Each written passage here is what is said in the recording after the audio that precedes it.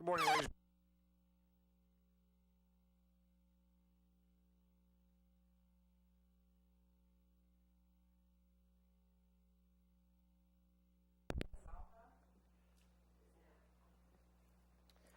Closed session agenda. Item 1, pursuant to Government Code Section 54957.6, Personnel Matter, conference with labor negotiator Judy Hawkins, Director of Human Resources and Risk Management, regarding Deputy Sheriff's Association, Sheriff's Management Unit, Service Employees International Union, and Calaveras County Public Safety Employees Association negotiations. Before we adjourn to closed session, is there any public comment? Seeing none, we'll adjourn to closed session.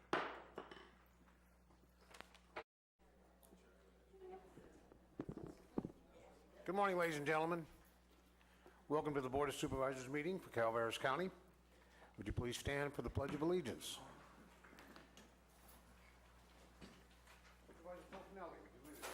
Sure. Please join me in the pledge to our flag. I pledge allegiance to the flag of the United States of America and to the republic for which it stands, one nation, under God, indivisible, with liberty and justice for all.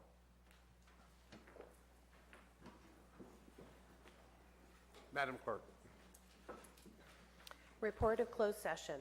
Pursuant to Government Code Section 54957.6, Personnel Matter, conference with labor negotiator Judy Hawkins, Director of Human Resources and Risk Management, regarding Deputy Sheriff's Association, Sheriff's Management Unit, Service Employees International Union, and Calaveras County Public Safety Employees Association negotiations. There was no reportable action taken. Thank you. And Madam Clerk. Announcements. This is a time for board members and county staff to provide updates of upcoming county events that may be of interest to the public. Is there any announcements by the board supervisors or staff? Madam Clerk, you have an announcement? I just wanted to report out that for the county employees' Halloween festivities, we had a great turnout and great response from employees and great participation. But the greater issue is that we donated money and food to the food bank, and I wanted to provide the totals. We provided or donated 963 pounds of food and $1,490 in cash. Oh, thank you.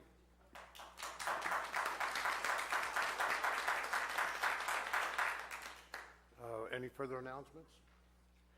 The board chair would like to recognize one of our attendees. We'd like to recognize Zero McDaniel from the Calaveras County School Board. Thank you for attending.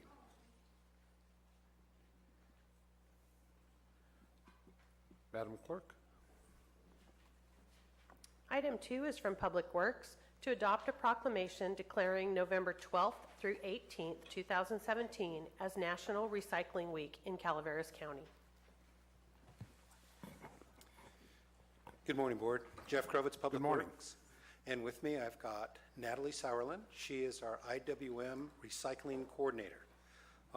Been on board now for 3 months. 3 months and starting to gain some real traction. She'll talk about the handout, and she's going to talk a little bit about National Recycling Week. One thing I want to mention before she gets into her positive stuff is I want to deliver the negative stuff. I hate to do it, but diversion, which is recycling or repurposing of materials that are in the solid waste stream, is really a commodity. So we have 7 types of plastic. Number ones are the ones that you get CRV value for, 5 cents. Plastics 2 through 7 are different types of plastics that don't have a CRV value. And in today's market, we are paying recyclers to take in those 2 through 7s. And we do not get money for the number ones. And it's pretty much that way across the board of everything that we are being asked to divert, that the highest return on diverted or recyclable materials today right now is cardboard. That may very well change later in the year. because the commodities price on these are based upon, of course, demand and, of course, cost to recover. We can bale cardboard into very heavy, large bales, load them on a flatbed truck, haul them off to recycler, and make repurposed paper out of them or repurposed cardboard out of them and turn a profit. For most other items, with the exception of aluminum and steel, we can't turn a profit on these, so it will be a cost. It will always be a cost. So at the same time, we are mandated by state law to ever increase the volume of materials that are diverted from the landfill. And those are based upon numbers or volumes that went into the landfill when AB 939 was passed in 1989, through several years after that. Calaveras County reached a diversion rate of just over 65% for 2016, which is the highest it's ever been in Calaveras County. By 2020, the state has a statewide target for 75%. And as I would think most of you know, you can get that first 60 to 70% pretty or easier, but that last 10 to 15 or even 4, 5, 3% is going to get harder and harder. We have to change the hearts and minds of our citizenry and our businesses to be able to have a successful diversion program. And last thing I want to say is don't ever expect that it's a moneymaker, because it's not. You're hoping that you make enough money on, say, cardboards or steel, that it will defray the cost it costs us to do the processing and recycling on all the other goods that we're diverting out of our landfill. Questions on this? Good enough. Let me introduce Natalie. Thank you. Hi, Ann. Thank you, Jeff. Good morning, everybody. My name is Natalie Sauerland. I am the recycling coordinator for Calaveras County. So the recycling rate in the United States has been steadily increasing for the past 30 years, but still we are creating 4.4 pounds of waste per person per day. So Calaveras County is striving to increase their recycling and decrease their waste. Yet some of the challenges that residents and also employees of the county face is a lack of access, a lack of awareness, and of course a lack of motivation to properly recycle. There's also confusion about what can be recycled, where to recycle it, and additionally, recycling campaigns tend to be unengaging. Recently, in modern society, people are thinking that recycling is not even an issue anymore, when in fact it is. So recycling has many benefits, which can lead to a more sustainable community. So in an effort to educate and engage our county about recycling and to achieve that higher rate of recycling and diversion, I am pleased that the Board of Supervisors of Calaveras County will be declaring that National Recycling Week will be November 12th through the 18th, 2017. So this week is meant to be a time to create awareness about recycling, and education is, of course, key to increasing recycling in the county. So in front of you, you do have a lot of information about recycling, a refrigerator magnet, so you can put that anywhere you like, and it'll help remind you what actually does go into your recycling bin, which is a lot more than what many of you might assume. There's also a plastic bag, and that is for recycling of batteries, and you can take those directly out to the landfill, or if you do have Cal Waste Service, you can put that on your bin and they'll take care of that for you, because we do want to keep those batteries out of the landfill. Additionally, you do have two flyers. One is to educate you about how to recycle in an office, and then the second flyer is how to recycle at home. Okay, thank you very much. Thank you. Any questions by the board? Seeing none, we have a proclamation. It's a proclamation declaring November 12th through the 18th of 2017 as National Recycling Week in Calaveras County. Whereas, recycling is an integral part of keeping unnecessary waste out of the Rock Creek Solid Waste Facility in Calaveras County. And whereas education regarding proper recycling is essential to waste reduction in Calaveras County. And whereas recycling is a key component in modern waste reduction. And whereas it is in the public interest of the citizens, civic leaders, and children in the county to gain knowledge of maintaining a progressive interest in and understanding the importance of recycling and reducing waste in Calaveras County. And whereas America Recycles Day, November 15th, my birthday, is a day which was created to raise awareness about recycling and the purchasing of recycled products in the USA. Do we have any discussion? Any public comment on this? Marty Crane. I'm on the county school board, and we focus on recycling all the time, but I'm going to give them a call and give them a renewed effort on that for this week. So thank you for the reminder. And Chair Oliveira, be careful, we might recycle you. I can't hear you, I'm sorry. Be careful, we might recycle you on your birthday and give you more duties. You never know.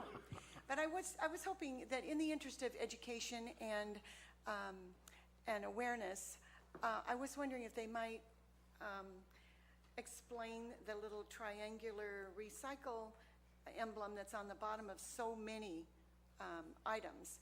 We recently had a wonderful presentation by Cal Waste, and they addressed that. So I was hoping that they might address that. It doesn't always mean you can recycle it. So, Okay. Thank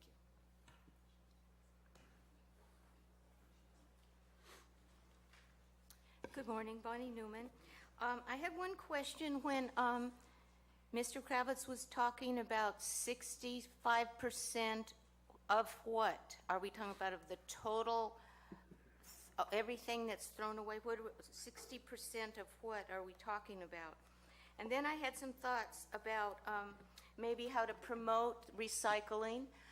Everybody in Calaveras County gets a tax notice, perhaps some kind of flyer in their tax that they look forward to getting in the mail that they can also see. And then I was thinking, you know, we're talking about environmental awareness, keeping waste down. Maybe we should or could combine recycling into a campaign of anti-littering. Because I'm telling you, when I walk down the roads and pick up litter, there's a lot of recycles down there too. And if we could create awareness around all of those issues, I think we'd have a better handle on what goes into the dump and what we end up seeing trash in our highways in Calaveras County. So I think it's important to remember that the whole thing is about environmental awareness and having a smaller impact on our planet. So the only question I had was about that, what percentage? Okay, thank you, Bonnie.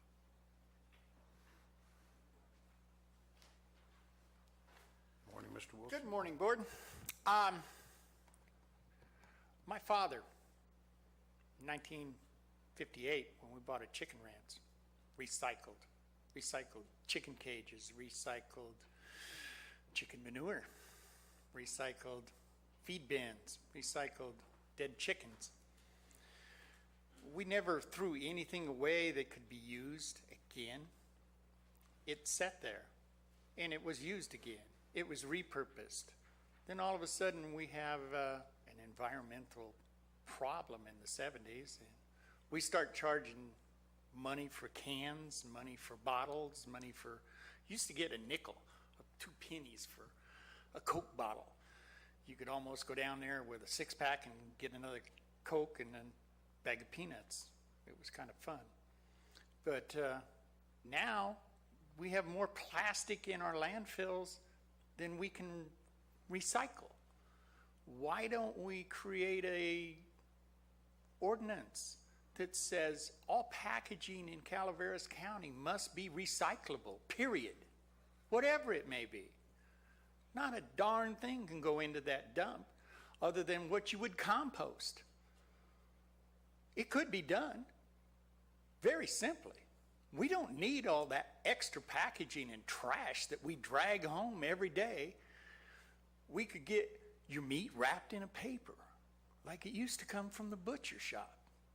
Paper's recyclable. It's washable. It could be made out of hemp too. It could be made out of, well, all kinds of things.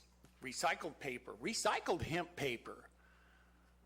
It's hard to say, but I think we go round and round and round.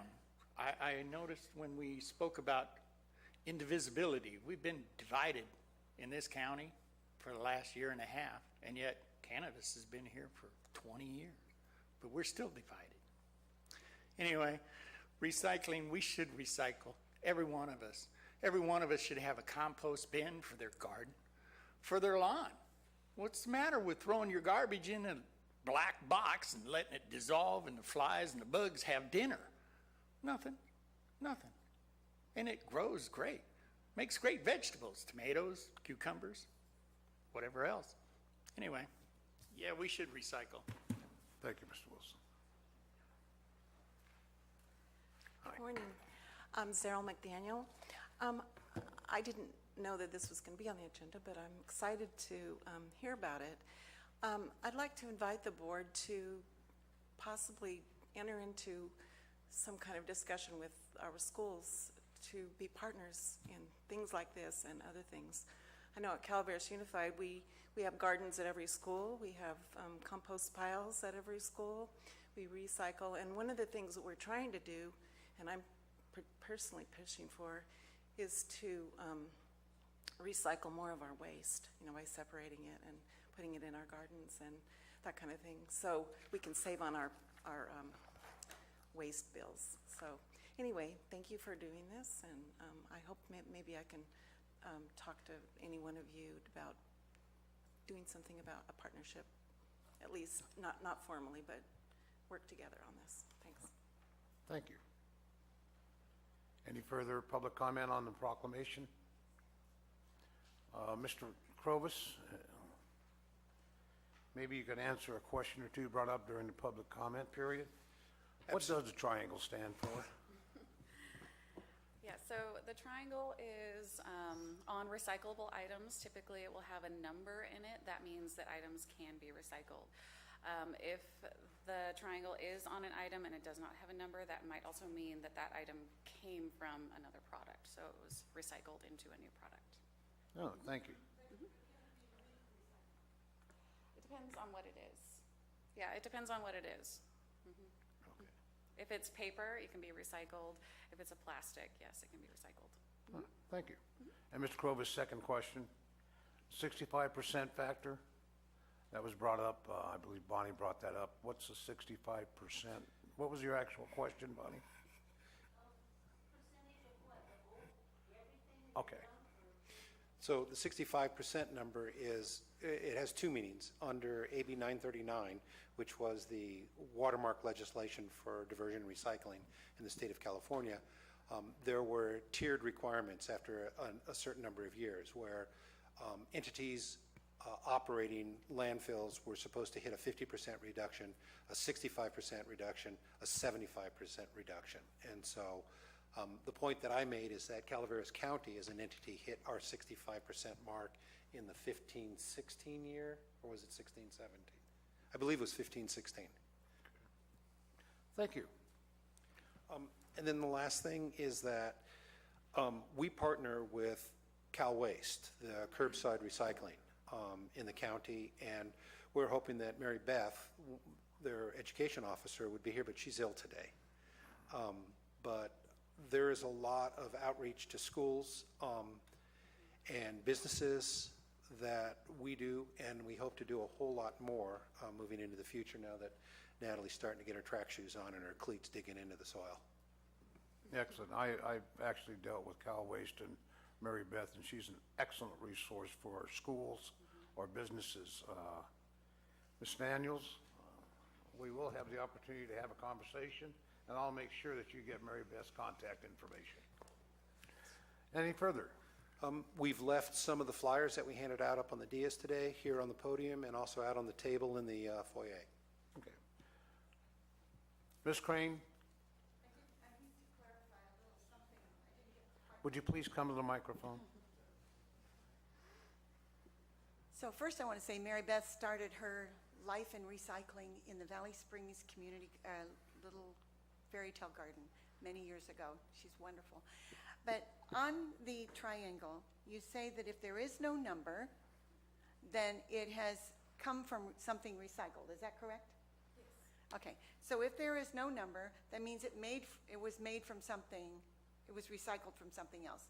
If there is a number, and how many numbers are there and what does that mean? That means that it can be recycled, right? All the numbers? Correct. So if there's a number in there, you can recycle it. So once it's been recycled from something else, can it be re-recycled again? Yes, and it does depend on the product. Okay. Excellent. For Thank you. example, glass can be recycled continuously. Over and over and over again? That's correct. Okay. So I'm going to give up my stupid plastic bottle. I'm sorry. Now, you owe me one, Marty. Ladies and gentlemen, after public comment on the proclamation, I'd entertain a motion. So moved. Moved by Supervisor Tofinelli, Second. second by Supervisor Mills.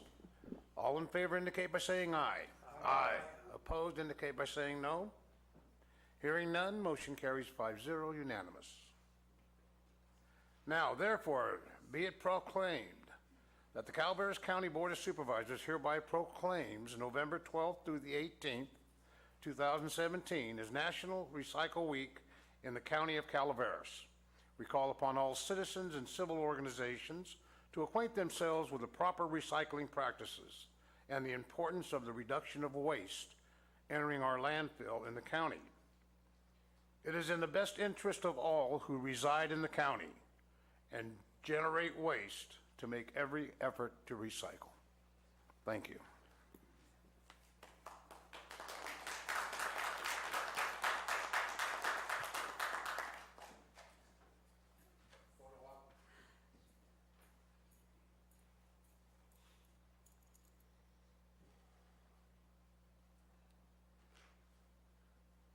Nice, thank you.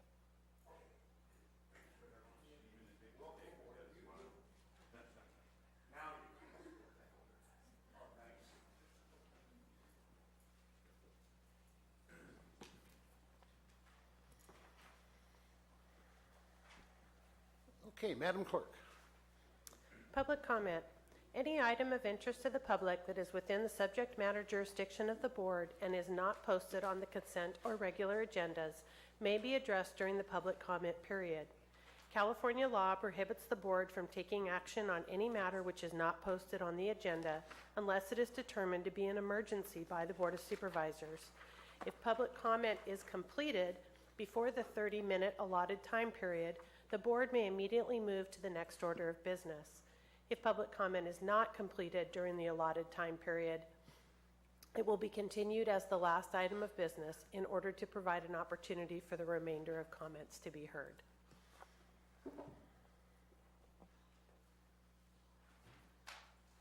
Good morning, Mr. Chairman. Good morning. My name is Bob Toynbee. I reside in the Diamond 20 subdivision of Copperopolis, and I'm a member of the CSA 4 Advisory Committee. The Board of Supervisors delegated the administration of CSAs formed for the purpose of road maintenance to the Director of Public Works.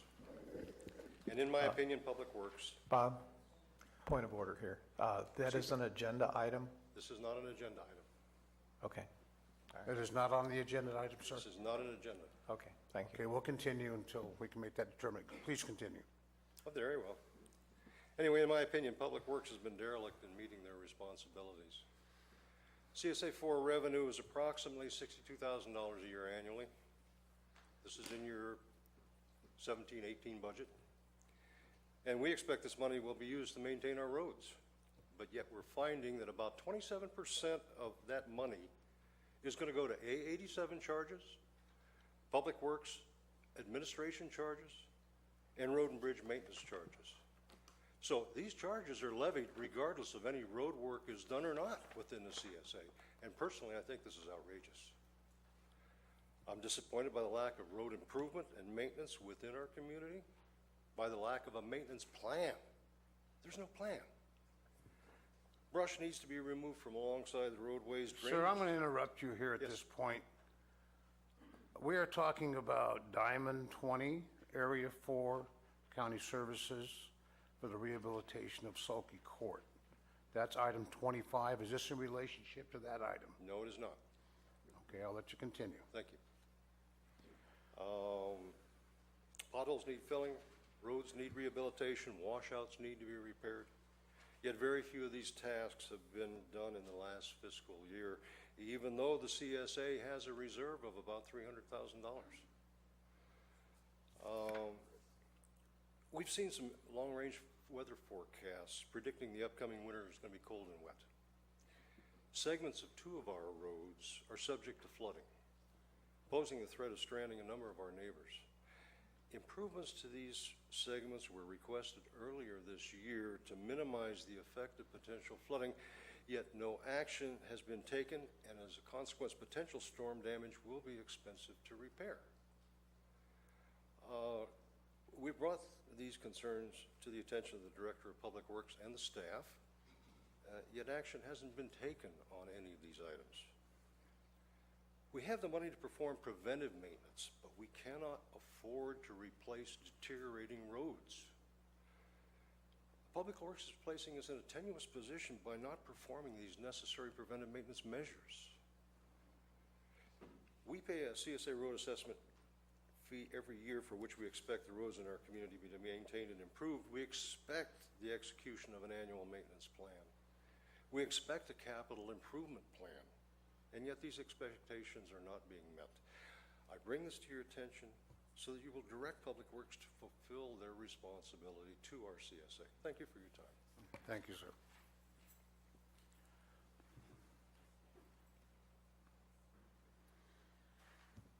Good morning. Morning. My name's Virginia Franklin, and I have been in contact with Mr. Garamendi. Mr. Oliveria, I stopped and spoke to you on this sidewalk a number of months back. Mr. Lutz has been so gracious as to meet with me personally. I would like due process. I have an issue with the planning department that I have been timely and requesting a hearing with the planning commission. It's been refused. I abated of my own volition, at my own expense, a marijuana grow on my property in September of 2016. I had no cooperation from the planning department in trying to accomplish that.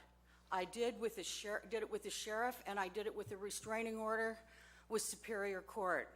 Peter Maurer has refused to acknowledge that and accept it, and had kept me as a licensed and registered grow site up until July of this year.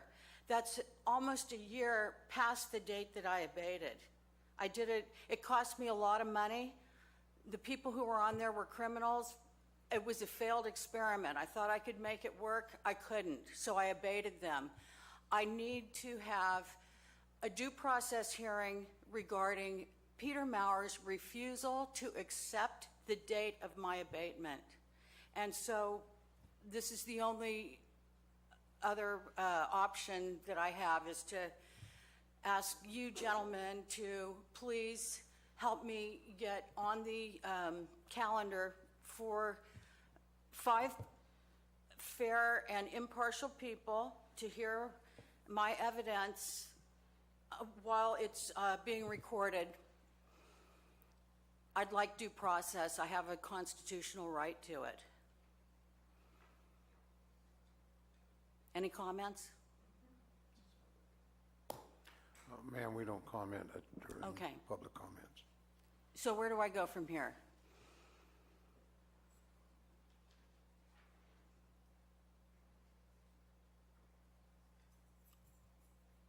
No answer? We can't comment on public comment, ma'am. Okay, Sorry. well, I also asked to be on the agenda. and I was not able to get that accomplished. At this point, I'd like due process. I want to know how I can get due process. Well, I would recommend seeking an attorney and finding that process, ma'am. It's in your ordinance that when an administrative decision is made, Ma'am, we're not going to This- discuss it here. where can I I believe discuss your time's it? up. Thank you. It's not up, but Thank you.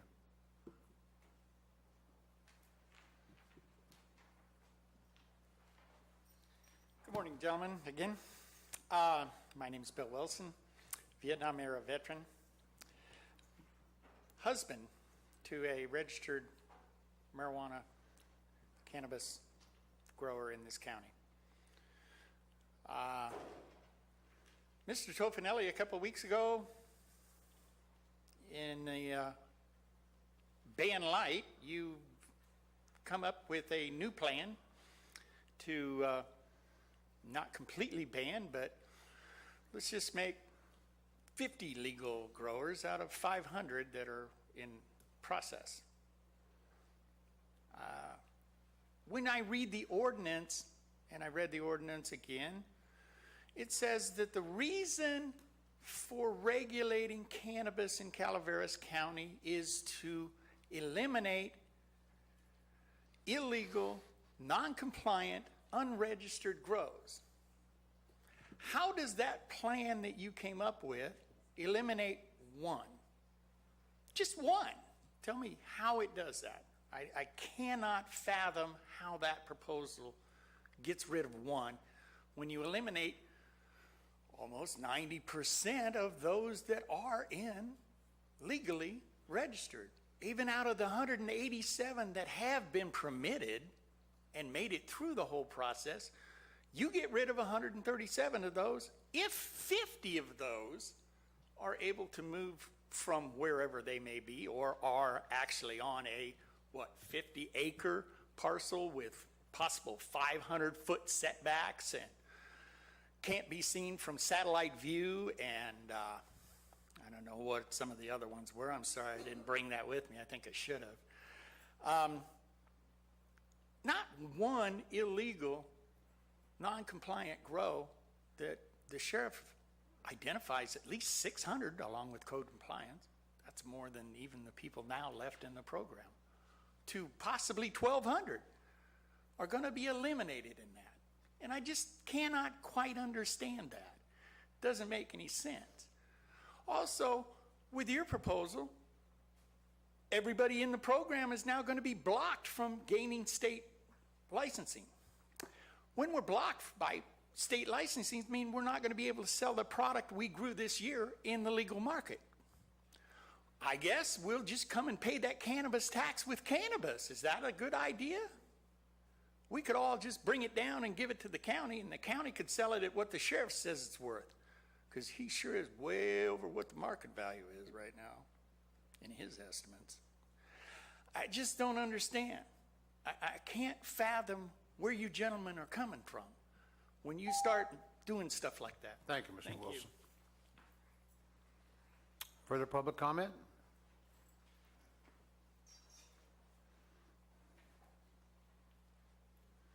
Yeah, Trent Fiorino, District 1. Good morning. And I just wanted to come up and mention how much I appreciated the work that my supervisor did in presenting the regulations that he presented. He knows that we were kind of at odds at times. In fact, he mentioned me, not by name, but as the pastor that threatened him. There we go. I accept that, but I'm not here to threaten him today. A lot of people don't know I also worked in special inspections. I did environmental testing and special inspections on construction. I worked for a lab that we did testing on metals and things that he talked about. So when he brought his stack of regulations, very familiar with those because I worked for one of the labs that did that testing, and very impressed that my supervisor did the homework he did. And I just wanted to thank you and tell you how much I appreciated that. I don't necessarily agree with you 100%, because you know I'm for a ban, but I think what you presented as far as regulation, I think is very sound. And a lot lot of homework went behind it, and I just wanted to get up here and not threaten you, but tell you I appreciate you. Thank you. Thank you, sir.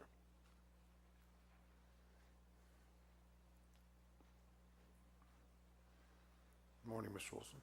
Good morning, Board. What a beautiful morning this was. If you were lucky enough to stand at the top of a mountain and look out over this valley and see the fog laying in the valley, it was magical. It looked like maybe something out of a fairy tale. We're standing at a very dangerous spot, though. Our Butte County is another beautiful county. If you've ever had the opportunity to visit there, it is beautiful. There was a man there that was shot and killed back in August because he can no longer grow medicine for his daughter, who is an autistic daughter. It upset him that he was banned. Granted, he should not have threatened law enforcement and people like that, but he was upset. He's trying to take care of his family. What's going to happen here? What's going to happen in this county if it is banned? Because there are people in this county that are trying to take care of their family, and they have children that are in need of the medicine. I hope there are no killings here over marijuana. It is in your hands to protect the people, the citizens of this county, and those children. Now, the doctors have already said, we don't care if you use it recreationally or medically. It's all medicine. They would have had that stance way back in 1937 had the government not changed the name from cannabis to marijuana, and had the doctors had an opportunity to know what they were doing to them and to the people of this United States. I don't want to see anybody come in here like they did in a past meeting, upset because their child may have to go without their medicine, the thing that keeps them from having seizures. I don't want to see anybody get killed over it. Thank you. Thank you.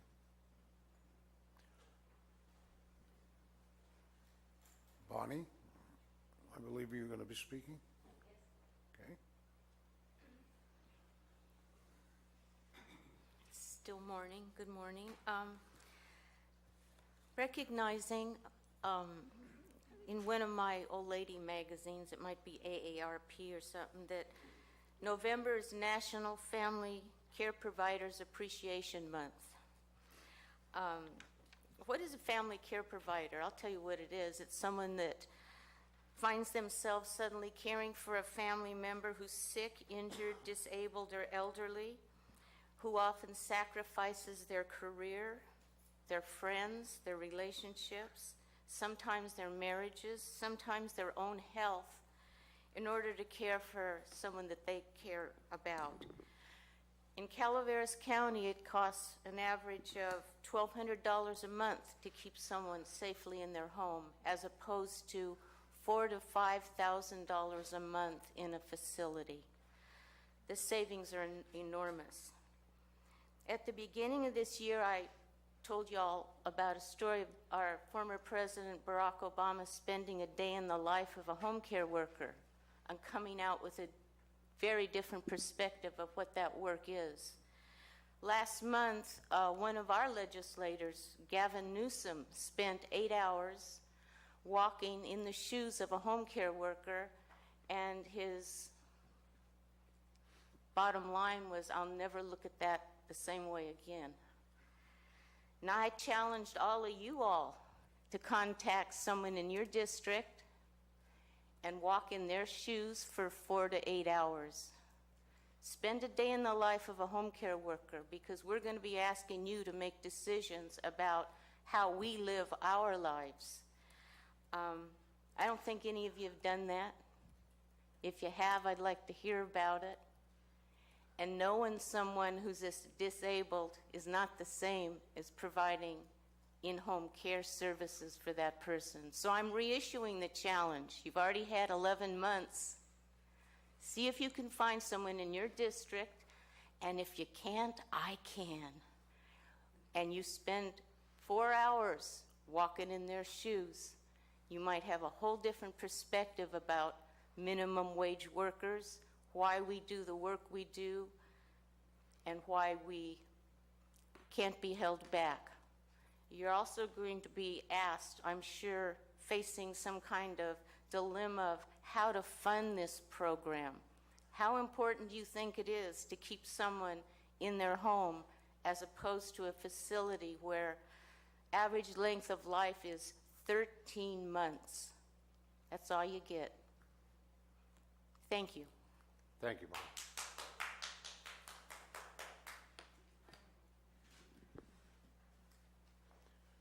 Good morning, Mr. McManus. Good morning, Mr. Chairman, Board. I just want to go back a little bit and kind of go over some recent history. About 6 weeks ago, we all gathered in San Andreas at the Town Hall for an extended Planning Commission meeting. I can tell you we spent 2.5 very painful days going through ordinances that the Planning Commission was going to send to you. On the second day, a new plan came through. First of all, we had the board plan that was considered and passed or recommended. And then we had what I called the lattice regulatory scheme that was interjected into that. We had to listen to all that. It was all debated. Planning Commission decided to boot both of them back to you with an equal recommendation. A couple weeks ago, we had a meeting scheduled here at the board, and on the agenda were to discuss those items that had come back from the Planning Commission. However, before the discussion could get started, we had yet another plan emerge, which we call the Tofanelli regulatory scheme. It was new to us, and we had to go through it. And before that item was finished, well, actually, it never was finished. After we heard the list of requirements from Supervisor Tofanelli, I think the only action that was taken was a question to the planning department, how long it would take to get that in ordinance form. What we never did was what we assembled for 2 weeks ago, and that was to discuss the two items that came from the Planning Commission. So there was an agenda item that was open and never completed. We never got to that part. And if you want to have other plans come in, fine, but at least do what you said you were going to do on the agenda. We had people show up at the Planning Commission. We had people showing up here thinking it was going to be discussed, and it wasn't. It's almost like if you don't like the plan, you know, you just turn your head away from it. If I can't see it, it doesn't exist. That plan, those plans should have either been dismissed, brought up, or continued. And if you want to keep adding more and more plans into the mix, it's going to be real hard to sort it out. We just keep giving them names. You know, the board plan, the lattice plan, Tofanelli plan. We don't know what's coming up next. But we're really disappointed that that agenda item was mishandled. And it should have been addressed when all of the folks were here expecting that agenda item to be addressed, and it wasn't. So I just like to say I hope that we get this thing moving on quickly. Deadlines are approaching. Whether there's a conflict one way or another, I don't know, but it is definitely going to be more troublesome after the first of the year, and I hope we can get it sorted out before then. Thank you for your attention. Thank you.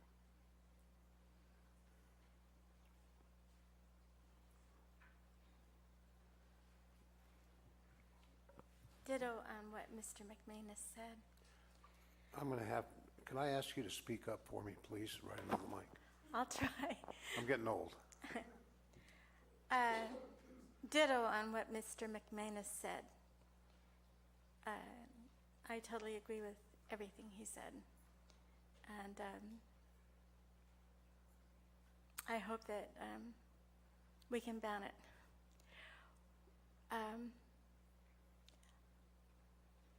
I would like to know, and I know that you can't tell me this, but I am questioning why we are recycling our children into being drug addicts. Our children believe that marijuana is okay, cigarettes are really bad. And I think this is a fallacy, a terrible fallacy that they believe this. And some of the kids you would not believe. They are 4.0 students. They are achieving wonderful things in the county. And they believe that marijuana is okay and cigarettes are bad. That we're going to get a lot of money off of marijuana so that we can help our county. And I think that's a lie. And I think it's tragic that our children are believing this stuff. I'd like to talk about when I started feeling strongly about drugs. My dad did a lot of home medicine, and I pricked my finger with a needle and it got infected and it closed up, and it was very, very painful for a number of days, and I kept telling him,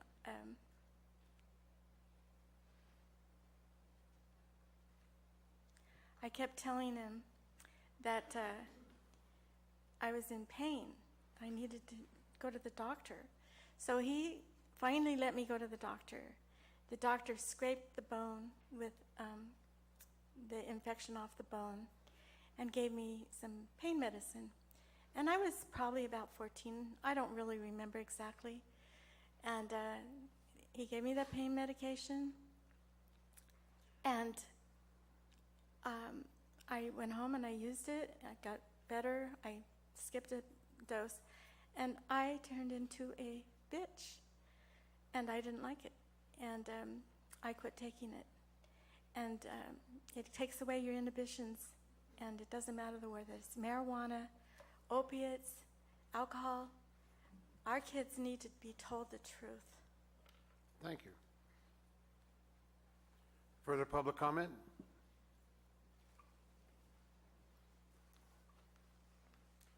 Good morning, gentlemen, ladies. My name's Mary Ellen Souza. I've been in front of you a couple of times before. I'm a resident of Mountain Ranch, and of course, Supervisor Garamendi is our elected representative. The marijuana issue goes on and on and on. I know we're all tired of it. I feel like everyone's suffering from a bit of battle fatigue at this point. I'm maybe naive enough to think that there's probably more common ground than most of us would like to believe, because it's so easy to go to the fringes of this issue. I admit I fight my own tendency to do that. I do my best to stay informed. I come to meetings, I look at the video, I look at the websites to the extent that I can, and I still have a heck of a time figuring out the multiple plans that are coming forward. I even stopped by the clerk's office yesterday. You were out, but your staff tried to help to point me in the direction of where can I read the latest, because I knew something had happened in the last couple of weeks, or I thought I had.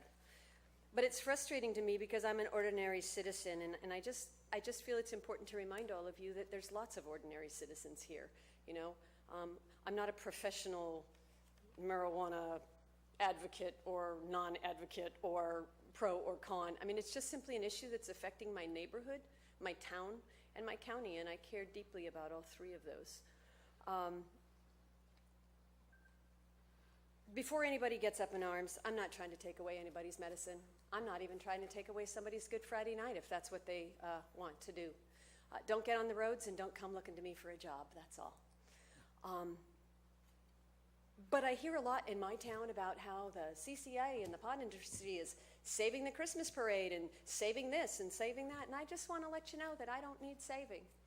You know, I, along with my husband, spent a good portion of the afternoon the other day polishing the veterans' graves in our cemetery, because my dad was a World War II Iwo Jima veteran who fought for this country, and he taught me to stand up for what's right.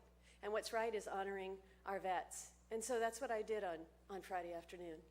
You won't read about that in the paper because, again, ordinary citizens don't have press releases, nor do they have lawyers, nor do they have marketing materials in their back pocket. On Sunday, I spent about 4 hours with my gas-powered blower clearing off our bike path and our hiking path and our picnic area in the park, our staging area in the park. Why? Because I'm a citizen of Mountain Ranch and I love my town. I didn't need a pot committee to do that. Didn't need a task force, didn't need marketing materials, certainly didn't need a lawyer. But I just want to let you know that I know you guys get bombarded with a lot of all of those things, and there's a lot more people like me, just ordinary citizens, than all of those other folks. And I just want you to keep that in mind and hope we get something done before the end of the year that's solid. Thanks for your time. I appreciate it. Thank you. Further public comments? Seeing none, ladies and gentlemen, we're going to be taking a 15-minute break.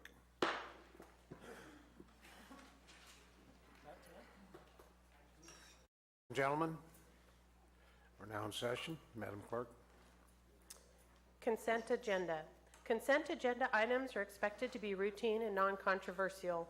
They will be acted upon by the board at one time without discussion. Any board member, staff member, or interested party may request removal of an item from the consent agenda for later discussion. Ladies and gentlemen, is there anybody in the audience right now that would wish to pull an item from the consent agenda? Yes, Bonnie? 9, 10, and 11.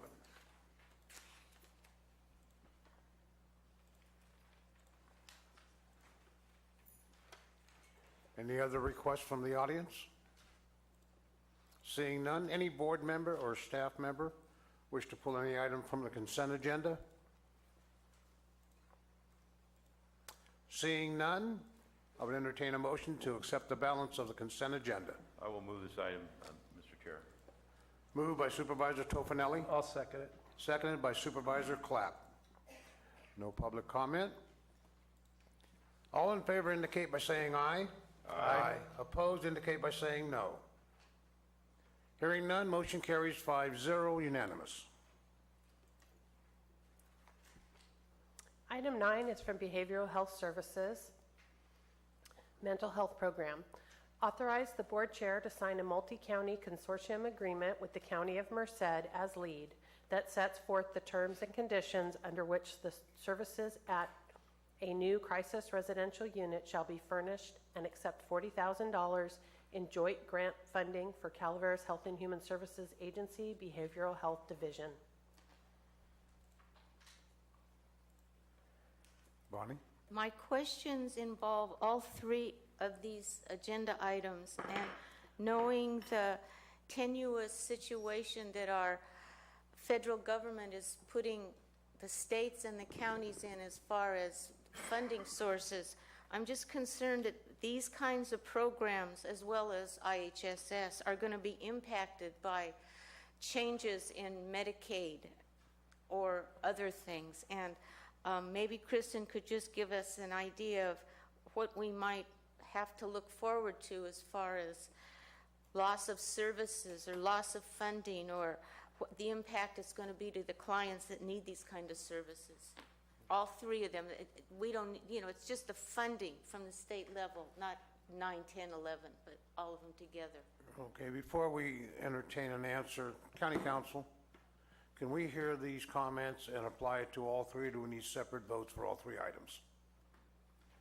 I think you would need to separate your votes out on the items. Okay, let's hear our comments, and then we'll call for the vote and understanding. Christian, good morning.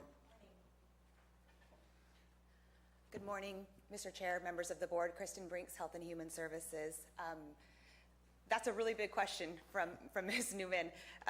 She's correct. Any large-scale changes at the federal level that will always have the ability to impact locally the amount of monies that go to county health and human services agencies as well as counties as a whole.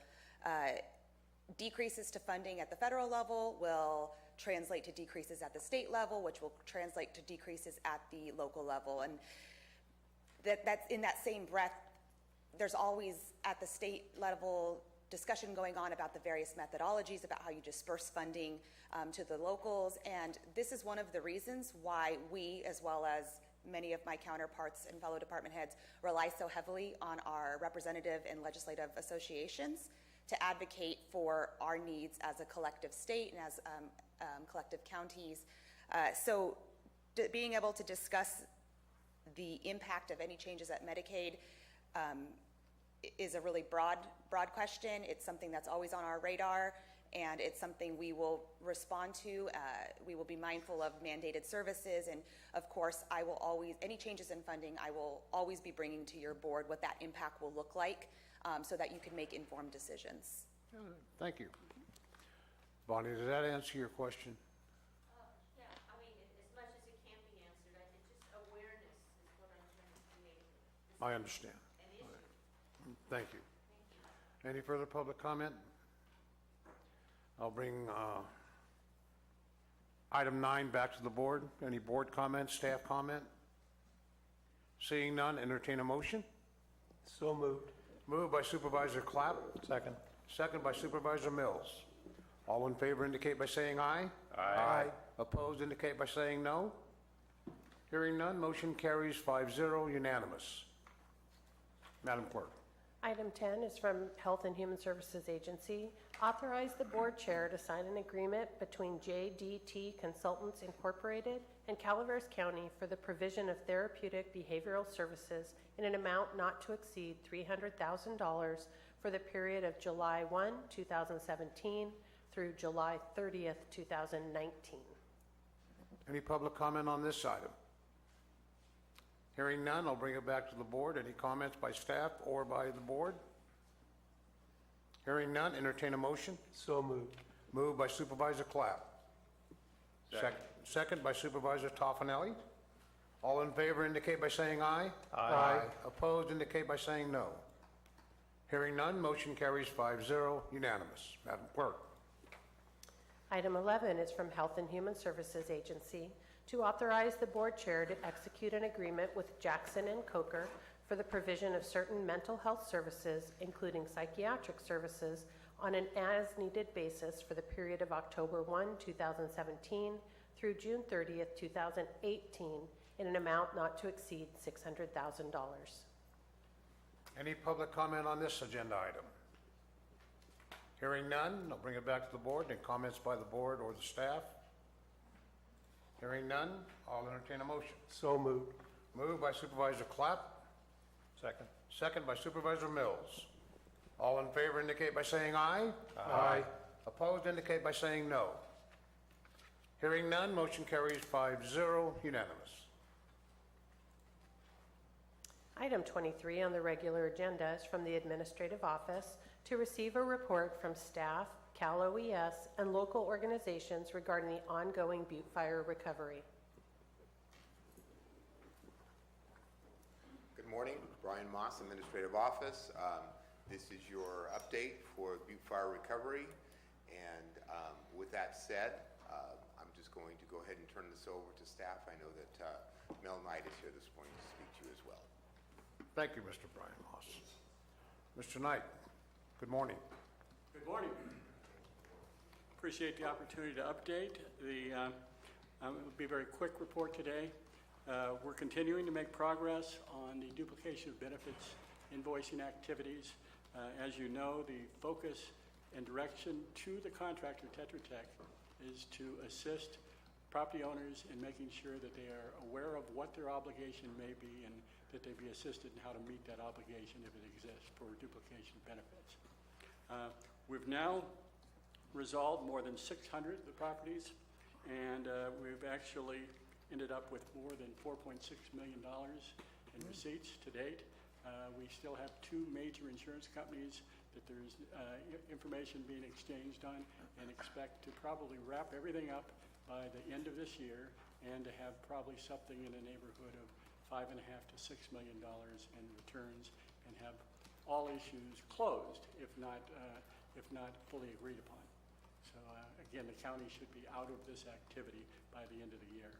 I'd also like to let you know that we are now in the process of making sure there's coordination with the Public Works Department as it relates to the very similar activities that relate to duplication of benefits in the tree removal project. Tetra Tech had an existing contract to do this work, so we're ensuring that the same oversight and the same team will be involved in seeing that that is implemented, as we have many of the same people, many of the same claims adjusters, many of the same insurance policies.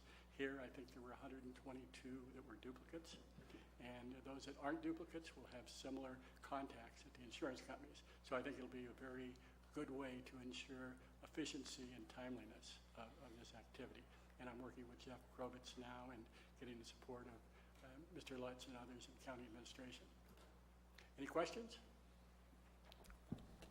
Thank you, Mel, as always, and I think we're all going to be really happy when this is done and off the plate. It is like falling down the stairs and they never seem to end. But when we talk about the duplication of benefits for the tree removal, what's our timeline on that? I know we're wrapping up the debris removal for houses, but what's our timeline as we start this new In one? fact, I'm just starting the coordination. I think, one, we don't have all the total costs in. That will be the date we start in earnest on being able to then establish how the invoicing will be done in the timing. But it should be done by, I'm predicting now, March or April. There was originally a thought that it might be done by the end of the year, but we don't have the cost yet, we don't have some of the insurance data. So I believe it'll be sometime in March and April. It will be much simpler than the activities that related to the structural debris removal project.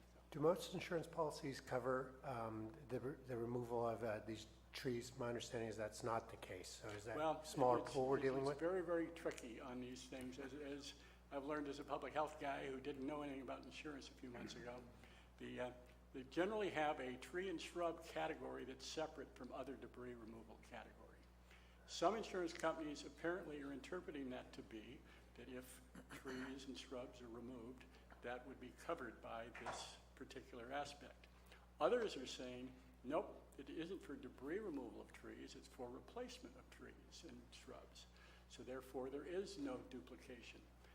Either way, it's our process to accept what is stated to us.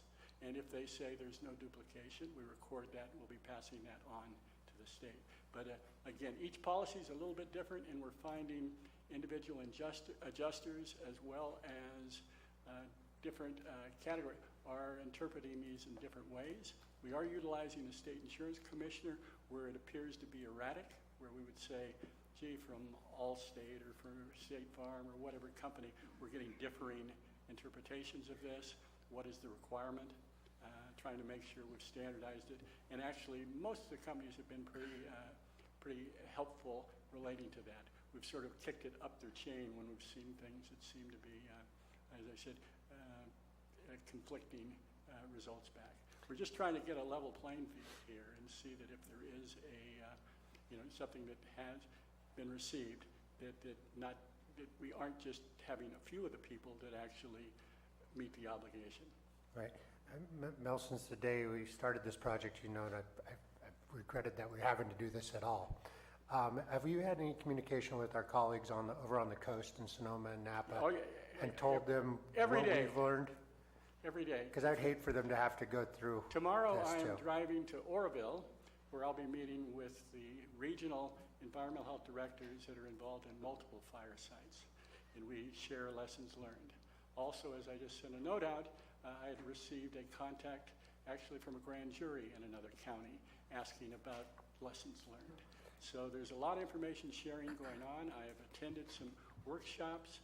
I send emails to groups. We're now talking about things like getting assignment of benefits resolved in advance, making sure the ROEs have been tightened up, the right of entry documents, making sure the community is kept in the loop continuously so we don't have long gaps and them being informed as to what is going on, so it may come as a surprise that they're going to have to remit something. This is, as I said, the most painful and the least rewarding aspect of public service, when you have to bill victims. But there is an appropriateness here, and indeed we just reinforce, though, nothing should come out of pocket to any of the folks. It really should be limited to the proceeds that were specifically for the activity performed by the state. Well, I'd hope that you and your colleagues can impose upon Cal Recycles why counties shouldn't have to get into this business. Well, Cal Recycle isn't the one. This actually relates, at least I'm continuing to be referred to the Stafford Act, a federal requirement that says that if there is a duplication of benefit, that dollar amount must be remitted to But we signed the agreement with Cal Recycles to do this work. And we learned. Hopefully they'll learn from our process. Thank you. Yeah, Mr. Knight? Sure. I want to concur with Supervisor Garamendi on the outstanding job you're doing in this project. And a quick question came to mind. After looking at the news sources regarding the Sonoma fires, we see that the Army Corps of Engineers and Cal Recovery are doing cleanup over there. Is that just because of the vastness of destruction? They have called in the Corps of Engineers. I haven't done a site visit there. They have hired, in fact, a supervisor and 3 counterparts to my position over there because of the size. I'm sort of expecting that Corps of Engineers isn't actually doing the removals, but they're overseeing contractors doing the removals. But I'll be finding out more of that, and I can provide you with an update, if not at a board meeting, but in a memo as I collect information and find out more about that. Yeah, the Corps, I had some prior dealings with the Corps of Engineer on activities. They actually charge for their services, as a contractor does. So it's one that it is not necessarily that they're getting a government service that is at no cost. And in fact, their cost may be as high or higher than some private costs at times, but they do very specialized work. Okay. Thank you, Mr. Knight. Further question, Mr. Knight? Yes. Supervisor Mills. Good morning, Mr. Knight. I got to say that this whole process for you requires a whole lot of patience, and I'm sure it's painfully detailed. The question I would have is, for those parcels that post-Butte Fire are in the tree mortality area, are there going to be parcels at the end of this that are going to be left untouched simply because of something we didn't get a right of entry, or we couldn't get compliance? I actually don't have that information. It would be my understanding that if someone did not sign it, if it endangered public property, they did have an access issue, but I'm not certain Jeff Grovitz or others would have to address the contractor activity there. I guess I'm more curious about whether or not we have any parcels in the cleanup process were left behind simply because we weren't able to be there to clean them up. All I'm aware of now is I believe there was a phase 1 that has been completed and a phase 2 that has not been authorized and completed. So there's still a lot of trees out there that were expected or planned to be removed if possible that have not been dealt with yet. I'm aware of that, but Jeff or others should be able to provide you with specifics on their activity. Thank you. Further questions of Mr. Knight? Thank you, sir. Thank you. Madam Clerk, I'm sorry, Mr. Crovus. Thank you. Jeff Krovitz, Public Works. What would we do without our consultants? So, Butte Fire summary. As Mel mentioned, we have completed the first phase of the hazard tree debris removal program, or debris removal, quote, trees, where 8,500 trees were felled, hauled, chipped, and disposed of into biomass or electricity generation to the Chinese camp facility in Sonoma. That was completed by the end of July of 2017. We have removed all trace of occupation, stabilized and vacated the debris management treatment site in Wallace. That occurred during August of 2017. There are still about 2,000 trees, 1,500 on private property, 500 on right-of-way throughout the burn area that died subsequent to the initial arborist surveys that we have requested reversion of the project to include. And these are on private properties that have already been treated or along county right-of-way. That request went into Cal OES and FEMA on the 28th of June in 2017, and I haven't had word yet whether that is to be included or rejected within the program. We have approximately, we also marked, of those 2,000 trees, there's approximately just over 500 trees that are marked in green along Jesus Maria Road, for which I was given specific requests from Supervisor Garamendi on what those trees were. And he also asked me about some trees that were marked in white that were still out there. So the majority of the trees that are marked in white along Jesus Maria Road are on BLM parcels through which county-maintained roads pass. Of those 500 trees, approximately 117 of them were dropped to the ground and limbed inadvertently. They were thought to be on private property. But we had a bust in our land net records between the assessor's office and our GIS mapping. So we inadvertently felled trees that we thought were private property, debris removal trees, that actually were within county right-of-way on BLM land. So those trees, BLM has given us permission to haul those away, but they are indicating that there's going to be an associated fee coming to the county for those. This discussion needs to be continued. I don't think we should do it here today, but we still need to identify how we are going to pay for the BLM trees associated with Butte Fire, since the public assistance program through FEMA will not pay for trees that exist on another government agency's land, thinking that the other government agency has the wherewithal to remove the trees under their responsibility. So this is a discussion we still have to have. There's also an additional 12 or 13 trees along Jesus Maria Road that were felled and left at the request of the private property owner. Unfortunately, those trees have not been moved away from right-of-way, so we've sent a letter out to the owners to haul those logs away from right-of-way so they don't represent a health hazard to vehicles on Jesus Maria Road. One of the trees, there is one tree that's down on Jesus Maria Road that was felled as part of PG&E's tree mortality program and left, and we have made the request of PG&E to haul that tree off of the land. We have another 17 or 19 trees on Hoover Road associated with a private parcel that were marked but not removed, and that was because of a lack of accurate surveying, and they were thought to be on a non-participating private property. But in reality, they were on a private property that had participated on the program. So I'm currently working with Tetra Tech and Phillips and Jordan to get those trees felled and at least moved away from the right-of-way, or felled and hauled and treated as part of the initial program. Let's see. No, they're actually both. There's some white and some green. Okay, and I've been in contact with the property owner. We've had a meeting here. We've sent Tetra Tech out to verify. I provided them with original parcel map and record of survey history, so they now know which parcel these trees are associated with, so that we can get them removed. So I'm hoping to see that happen within the next 30 or 40 days. At a minimum, I'd like to see the trees on the ground so the hazard to the traveling public is removed. And I'm hoping that Mr. Knight, now that he's on board for the debris removal tree side, can assist me with some of these activities. And he and I will meet later today to discuss some of these details.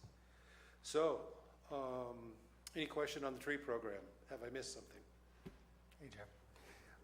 Jeff, the trees, the white trees on Jesus Marie, are you saying that they are all on BLM land? Not all. The vast majority of them are in BLM land. There's a few that are on the ground painted white that were requested to be left by a private property owner. Okay, because on my BLM maps, when I drive Jesus Marie and compare them to the maps, it doesn't look like they're on BLM land. Okay, so maybe what we should do is get together and let's pull the maps, and I'll show you the mapping that we have and see how if it's different from what Because you I've got the BLM maps that say BLM, so it's seems straightforward. The land net was what we used to determine where the parcels were, and the land. What I mean by the land net is it's assessor's parcel information that's been backed up by historic record of surveys, or historic parcel maps, historic subdivision maps, those types of land division elements. So in general, we were pretty accurate and pretty good, but by the disclaimer that's on an assessor's parcel map, every single one that you see, that this is not an accurate representation of boundaries, or it's an assessment document for amount of land, and it tries to give a description of the boundary and where monuments have been set, but it's not meant to truly be a scaled map from which somebody could actually get out there and say, well, it shows the road here, so this tree must be on this parcel. I mean, we've all got GPS, and I'm sorry, I'm just not there with you on that. On the BLM trees that we owe money on, Yes. that was somebody misjudged whose trees those were and dropped them. Why is the county paying that and not the contractor who made the mistake? Because they are working under our guidance permission management. So we physically told them this is where to cut?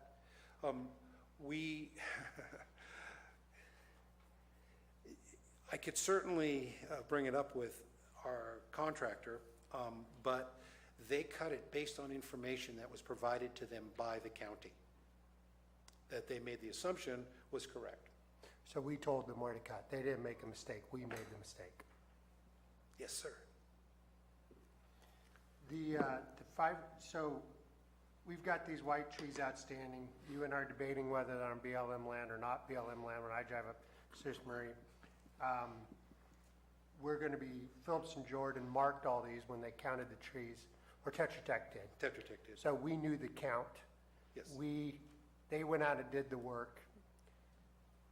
They have not completed the job. We have not finished paying them until they finish the job, correct? That's correct. So they're going to go back and fix those trees. That's correct.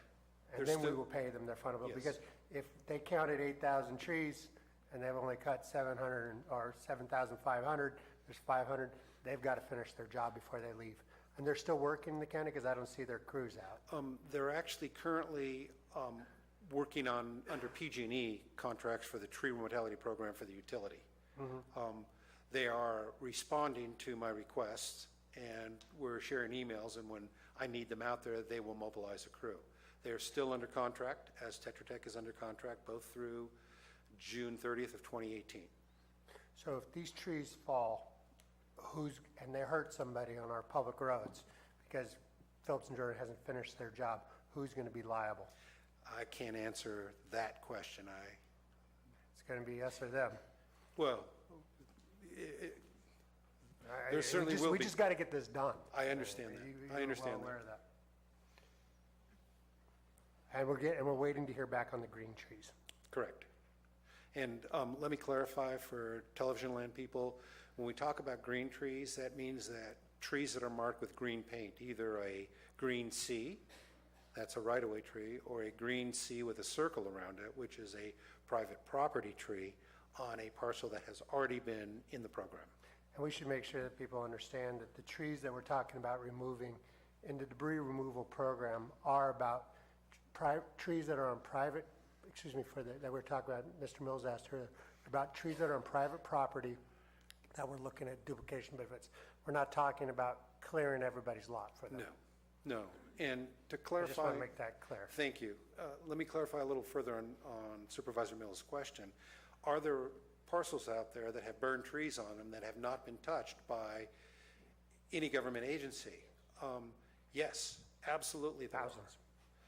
There are all kinds of parcels that are on private roads that would not be part of the debris removal program.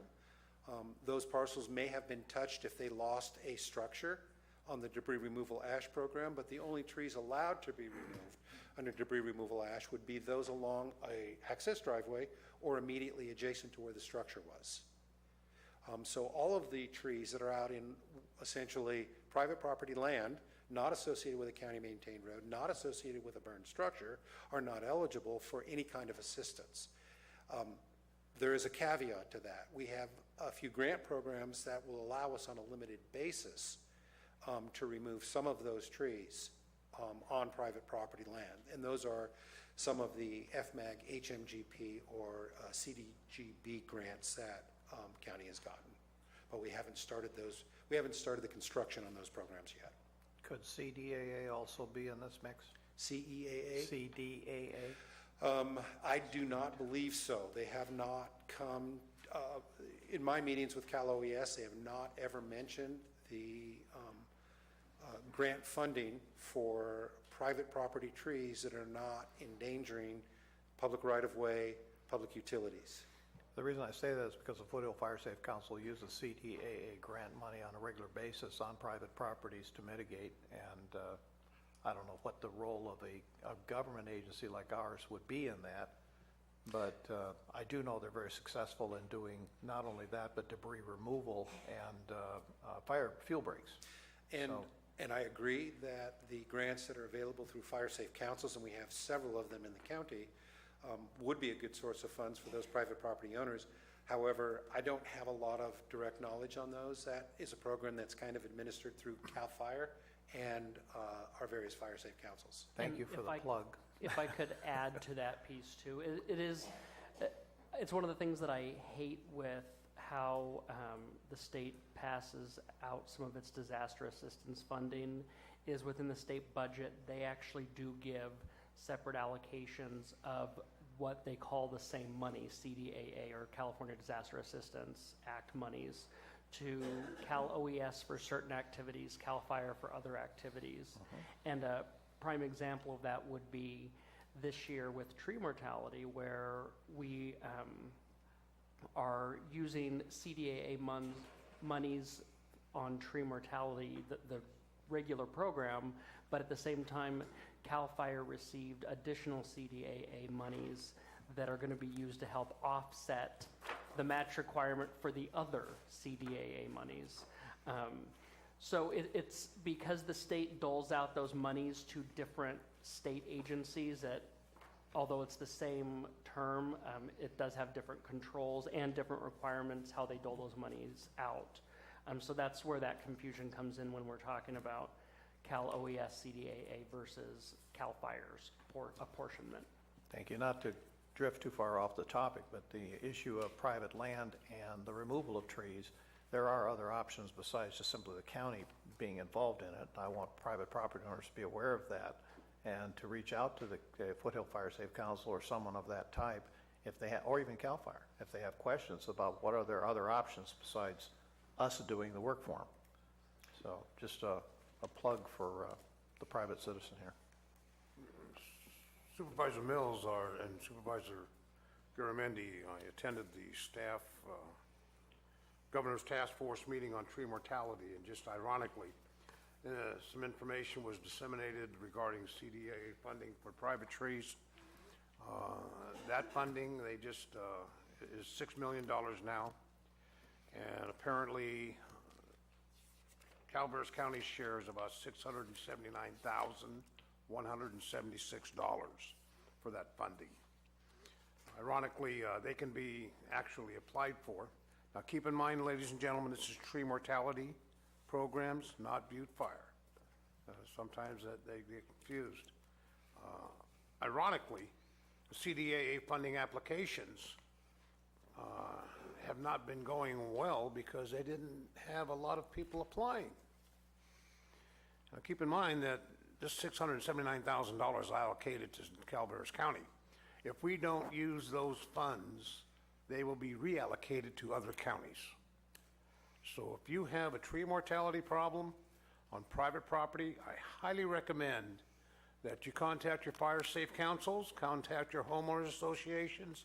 They can actually be awarded grants. It does require some pretty engaging paperwork and follow-up, but don't lose this opportunity to get these trees removed. I'm sorry for interrupting, Mr. Clovis. I know you're on Butte Fire and I'm on tree mortality. Plenty of disasters to go around. Jeff, are you going to brief us on the roads? On roads, the roads are, we have an approved PW, we also have approved DAFs. The PW is the vehicle for the county maintained roads, about 40 miles worth. The DAFs are for federal aid eligible county maintained roads, Frico City, Jesus Maria, Mountain Ranch, Railroad Flat, and Sheep Ranch. So we have approved programs, and the anticipation is that the execution of the professional services agreement with the disaster recovery program manager will allow us to generate the construction documents that we can go out and get that work done. So the professional services contract, that's our PMC? It's actually called disaster Disaster Recovery Professional Services Agreement. I'm trying to remember what it's called, and I did not bring that one with me. Right, I mean, I sound like a broken record up here because I ask every month the same thing. So when are we going to have this person on board or this company on board to figure out what the scope of the work is? I don't know. The solicitation went on to the public purchase website many weeks ago. I took and responded on behalf of administration to several questions. I don't have the date in front of me. Perhaps Ms. Rich or CEO Lutz has the date of opening. Correct me if I'm wrong, and I'm looking back to Bonnie, but I think November 27th, when I looked at it, is when we expect the RFP to be closed. Is that correct? 27th of this month? Yes. Okay. Yeah, we extended it when we got questions, so we could answer those questions from the potential bidders that submitted those, so we could give them time to review and update any response they might have. Okay, do we have any further information from FEMA about building our roads back in a safe manner rather than unsafe manner? It's the same response. I would recommend, Supervisor Garamendi, that we have a little mission and we go to Cal OES together. I am ready on any date you guys want to put this together because it would be ridiculous to rebuild a road unsafe. Understood. I think that FEMA would probably take the same position. They'll say, great, you fund the difference between repair and safe. Well, I'm happy to go have that debate with FEMA Okay. and Cal So OES. I will speak with CAO's office and Office of Emergency Services, and we'll schedule that. I'd be happy to do that. One other thing we have discussed for 11 months now, a dig once policy as we do this rebuild. How is that going? It's going. Is it? We are actually going. We're actually making progress on it. Okay. We are drafting it. We gathered several, 6 or 8 of those from various jurisdictions, including some that I'm real familiar with. City of Sacramento has one that I like. And so we will have a draft ready for you to comment on before we circulate it through the normal process. I would, as soon as we could get that done, because I want that in place as we bid and move forward on this project so that we can do it correctly. Supervisor, that's doable. How are the winter storms going? How are they related to this? It's one more disaster. As you know, we had a lot of specific damage from both the January winter storm and from the February storms, a group of storms. Each of those has a different disaster. So in our world, there's 2 disasters, the 4301, which is January of 2017, and the 4308, which is the 2 storms in February of 2017. As a result, there are a number of projects. We have approximately 15 project worksheets which describe damage. Each one of those project worksheets either contains one specific location of damage or, as on Gwynn Mine Road, 7 or 8 locations of damage along one road. So these 15 PWs cover approximately 30 damaged sites. Some of those damaged sites are what are known as a Category B, which is a temporary or an emergency response, such as what we did up on Blagan or the stabilization that we did on Canyon View. Others of them would be known as permanent repairs or PR, that some of which we've completed and some of which we still have to complete. So for the most part, all of those damaged sites that are what would be called a minor project, meaning that the cost of repair is less than $123,100, have been completed. The major projects where the cost is greater than the $123,000 have not been done because there are additional requirements for a large project, such as Endangered Species Act, archaeological resources clearance, and things like that. So as I say, we have completed all of our small projects, and we've also completed our emergency opening projects and our temporary projects, and now we are pushing paperwork up to FEMA for them to get accurate project descriptions and accurate dollar amounts associated with the project worksheets so that when we do our claim through the Auditor Controller's Office, we can get reimbursed quickly. So that's the status of winter storms. All the countywide work, and that's meant to be the work that occurs within the first 60 days of a disaster. That has also been completed, and we are just pushing up the supporting data again to FEMA so that the dollars that we have expended on those efforts have been justified with timesheets and photographs and invoices that have been paid, and in some cases with board resolutions awarding emergency contracts. Make sure that everything is documented and supported so that when we apply for reimbursement, we get it. There's always a delay between a project worksheet being produced and an authorization for the money contained in the worksheet. The reimbursement request has to follow the authorization. So where we are at with our 2017 storms is our 15 project worksheets. We have, I think, 5 of them that are completed with accurate authorized amount, and 10 of them that we're still trying to feed either partial or full cost associated with them. The very large sites, such as Gwynn Mine, Murphy's Drive, Blagan Road, we have approval to move ahead with engineering studies and design so that we can come up with what it's going to take, the cost to fix it, so that the money can then be authorized. Okay, so that's the process. Thank you very much. I took way too much time, but if you could please encourage Philip and Jordan to finish the job before they fall in this winter storm. I think it'll save us all a lot of headaches. I think you're right. And probably somebody's life. Any more questions on subject matter we've covered? Supervisor Tofinelli. Yes, I want to go back to the BLM trees that Okay. you said were felled on their property. You had mentioned that the county gave direction for them to tag those trees and fell them. The county provided what we call our land net map.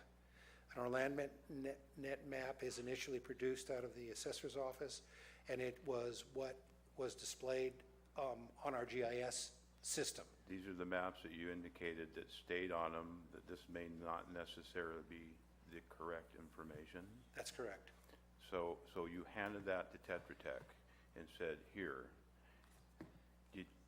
They also had access to the BLM maps that Supervisor Garamendi says he is using. I would think it would be their job to collate those maps after we gave them to them. That's what they were hired to do, to go out and tag trees. And so I'm going to say that I would argue that it would not be the responsibility of the county.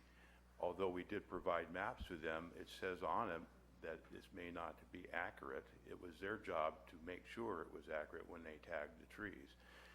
And then I would like to also know what the cost estimate, you never gave a cost estimate as to what it's going to cost to remove these trees. Okay, so there's a lot of questions in there. Let me respond first to the first thing that you said, that Tetra Tech should have resolved mapping differences between our county land net and perhaps whatever mapping Supervisor Garamendi received. I don't know what that mapping is or the source of that mapping. I could go get it. It's a publicly available map that you can buy at the fishing store. It's on the wall. Yeah. Okay. So the discussion to me as to who is responsible for these trees being inadvertently felled that we thought were on private property that actually turned out to be on BLM property, I think that's going to be essentially a discussion for another time. We don't have enough information in-house right here to decide that today. Now, is that fair? That's fair, but I'm going to still stand by what I said, Okay. even though I don't have the information in front of me. We hired them to do a job. Right. And whether it's accurate, that's what we hired them to do. The other question, though, is there any cost estimate on this that we're talking about? And you're talking about the treatment of the remaining trees on BLM land? Correct. Okay, so that cost estimate, it really depends. One of the things that we've found is that when we did an emergency felling of trees, December of 2016, because there was some that we thought were extremely perilous and were highly likely to fall on county roads before we could execute the debris removal trees program. And we went out to competitive bid, and we had a logging firm from Tuolumne County respond, and we awarded to them. They were able to fell and haul the logs for about $600 a tree, and that's an average based on when you average all the sizes. The big ones would cost more, the little ones would cost less. When you talk about removal of trees within, say, the tree mortality program, that's falling the trees and hauling the slash and the logs out, through a state program, those costs that we're using are about $1,200 a tree. When we're talking about a fully executed FEMA public assistance debris removal program, those costs are closer to $2,000 a tree. So, to answer your question, the range can be from $600 to $2,000 per tree, and depending on whose rules these trees are being treated under. But within that cost estimate that you just gave, those were standing trees. These trees are already felled.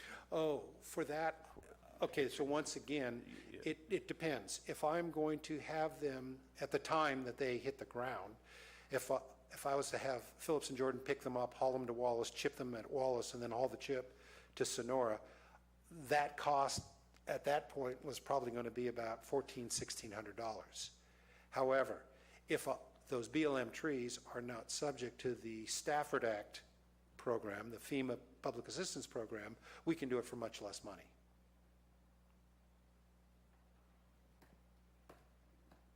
So I can't, Supervisor Tofanelli, I cannot give you an answer as to what it's going to cost to remove those 117 trees that are sitting on the ground. Can we get a cost estimate from somebody what it would be to remove those trees? Because obviously at some point they're going to have to be removed. Yes.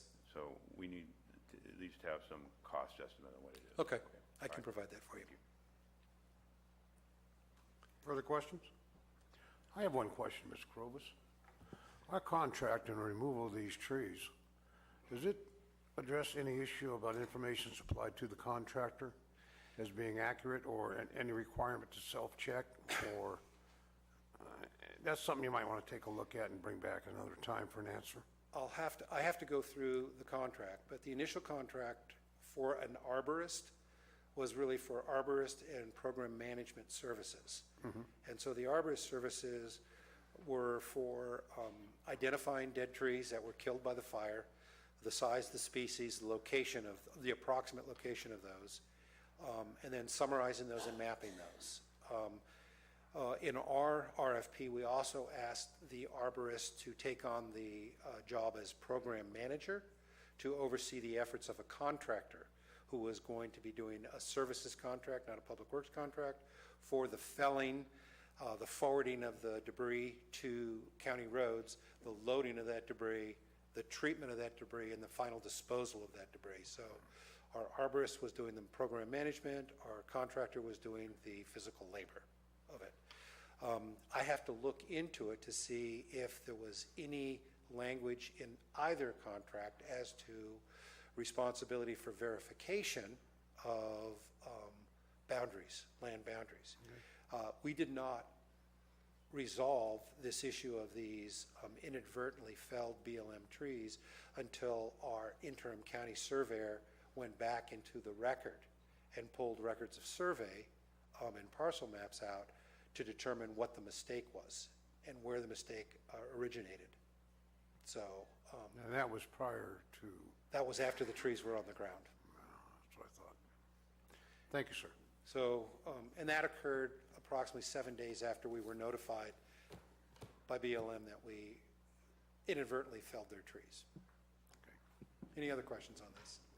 Well, as a sideline to the BLM issue, there are several counties that are starting, post-fire counties, that are starting to move in the direction of asking BLM to give their properties back to the county control.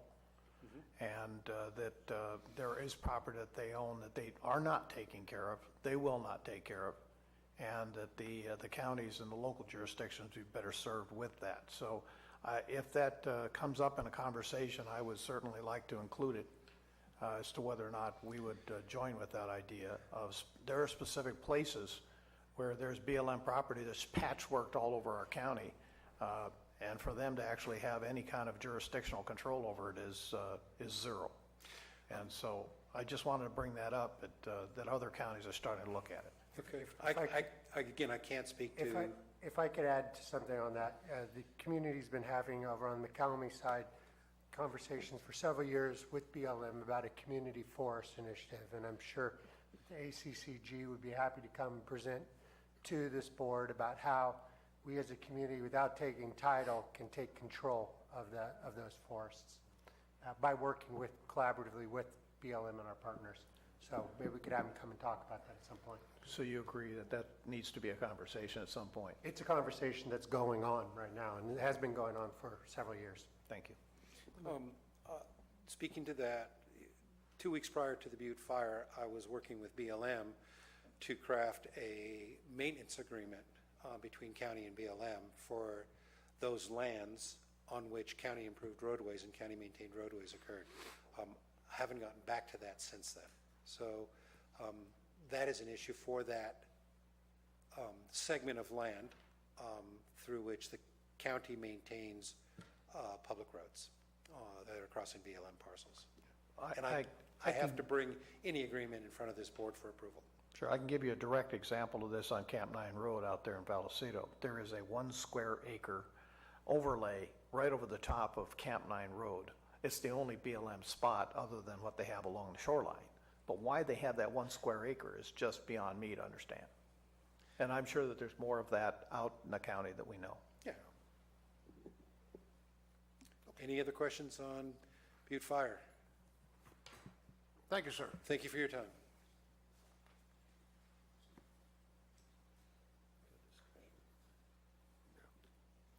Sharon Torrance, Hello, Butte Sharon. Fire How are you? Recovery Information Officer. Can you hear me now? Things on my end, on the information side, have slowed way down. The Facebook page is still getting hits, but not nearly what we were getting before. When tree mortality starts, I can see some confusion with the burnt trees and what's going on with that. So I am expecting some of the telephone questions and some other responses, that part of it going up a bit. But things are going well. Media's good. Relationships are good. That's all I have. Thank you. Mm-hmm.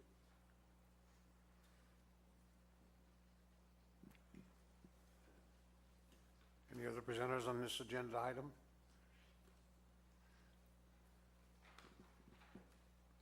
Mr. Moss. Just to close it out, any other questions from the admin front? So, No, your microphone, sir. oh, There sorry. you go. Just wanted to close it out if there are any other questions. Okay. How's our new OES coordinator fitting into this? Really, really well. Because that's primarily the work of an OES coordinator, is really recovery. It's not, the rest of it is sidebar. So I just hope that he is being fully engaged in the process. Oh, he's being fully engaged. Supervisor Mills, I'm glad you brought that up. You did open the door, sir. I spent an exciting day with our new OES coordinator in Sacramento. Hello, Will. When we actually attended the tree mortalities governor's task force meeting at 1 o'clock, and then the actual committee, steering committee, if you will, for the task force. And we were able to make some great inroads and introductions, also to introduce to various agencies. In those meetings, we have no less than 20 agencies, PG&E, there's PG&E, there's Forest Service, there's BLM, Bureau of Land Management people there. And that's when you get to see face-to-face what happens and you get some ideas flowing. And I was very happy to have Will attend, get an idea of what he's doing, because I'm holding you responsible. Yes, sir. Understood. Thanks, Will. Yeah, yes, sir. If I could add one thing to that, Will, we had a meeting last week. Yes. You walked me through what we're doing on the tree mortality, Yes. step by step with TSS. Yes. I really appreciate it. I Oh, have yes, sir. confidence that you guys are gonna get the job done. Absolutely, and I've heard some really good things from other people that have utilized TSS, so. But it looks like we got a good plan in place, Yeah, so thank I think you. we do. And I'm with Mike, we're gonna hold you to it. Yes, sir, absolutely. Thanks, Will. Appreciate it. Madam Clerk? Public comment.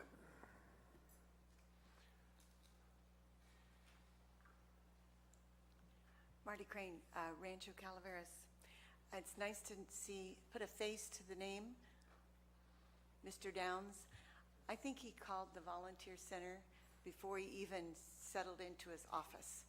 I'm really impressed because I continue to hold that the belief that, yes, we have lots of agencies and we need to fine tune it, and we're all working very well on that, and I'm excited about the progress we're making. But I also often wonder, as individual citizens, individually and collectively, what is our role when an emergency strikes? So we're going to be talking about that and how we can form some education for the community. It's not on day one. Individually, it is, but anyway, so going forward. But I just wanted to say, welcome, Will Downs. Can't wait for our meeting. He had to change it because of your meeting. I also wanted to say, on all the lessons learned, I keep hearing that we learned this and we learned that, and other counties are now calling us and asking us, are we keeping a bullet list of lessons learned? Some of them may be filled in with more data, but it might be something that we could benefit from later, or other counties could benefit from, where we could share. Because wouldn't it have been nice if Calaveras had been able to reach out to another county, we've had a lot of examples, and see, what did you do? Give us your bullet list. Just a thought. And then dig once. Thank you. Every year or two, I bring that up, and I always get the response that, well, these are private agencies. They have their own schedules, their own calendars, and they just drop it there. So thank you. We've watched our roads get torn up over and over and over again, and how is that economically prudent? And I understand that when you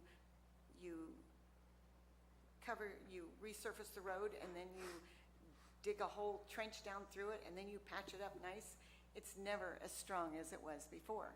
So I love this dig once. Thank you. I'm Thank you. encouraged. Any further public comment? Jean Kennedy, right now I'm going to represent Calaveras Animal Disaster Shelter and the volunteer work that we've done. I've also met with Will, Mr. Downs, and it was an extremely positive meeting in which I see great things happening between the volunteers in this county. That's one thing I learned 20 years ago moving to this county, that this county runs on its volunteers. Do fantastic work, and when a situation like the Butte Fire happens, when we have a disaster, or if we're going to have floods this winter, the volunteers will come out of their woodwork and want to help. And it was my talking with Mr. Downs that showed him that we are here on as volunteers, but we need structure. We need to plan, we need to train, so we don't just have individual people hauling some broken down trailer on the back of their truck coming out and wanting to stuff animals in them. That's not the kind of disaster, that is a disaster in itself. That's not helping the situation. So Calaveras Animal Disaster Shelter has actually invited Mr. Downs to a few training sessions that we are having, one at the Arola Ranch on the 19th, and another tour of the fairgrounds. So he'll see how animal recovery and rescue is handled and was handled during the Butte Fire. So I'm extremely encouraged and happy to welcome Mr. Downs to our community. Thank you. Further public comment? Mr. Segawa, good morning. Good morning, and thank you for the good work you're doing. I'm amazed at how you handle all these complicated issues. There seems to be two items of concern. One is mapping. I understand that our GIS system has been down in the portion of it that provides topo maps with the parcels on the map. It's been in existence for many years, but apparently we changed systems, and the new system has not been able to provide that feature. This is very important to the real estate community, the assessor, the appraisers, surveyors, and so if the restoration of this feature could be accelerated with our GIS department, that could be very helpful. And it might be able to avoid a problem where you cut trees not knowing where property lines are. And so I think that should be noted. The other item is in times where we don't have emergencies going on, it may be possible to combine with other counties so that are similar to us to coordinate so the services that are provided to our county when they're not needed could be provided to other counties.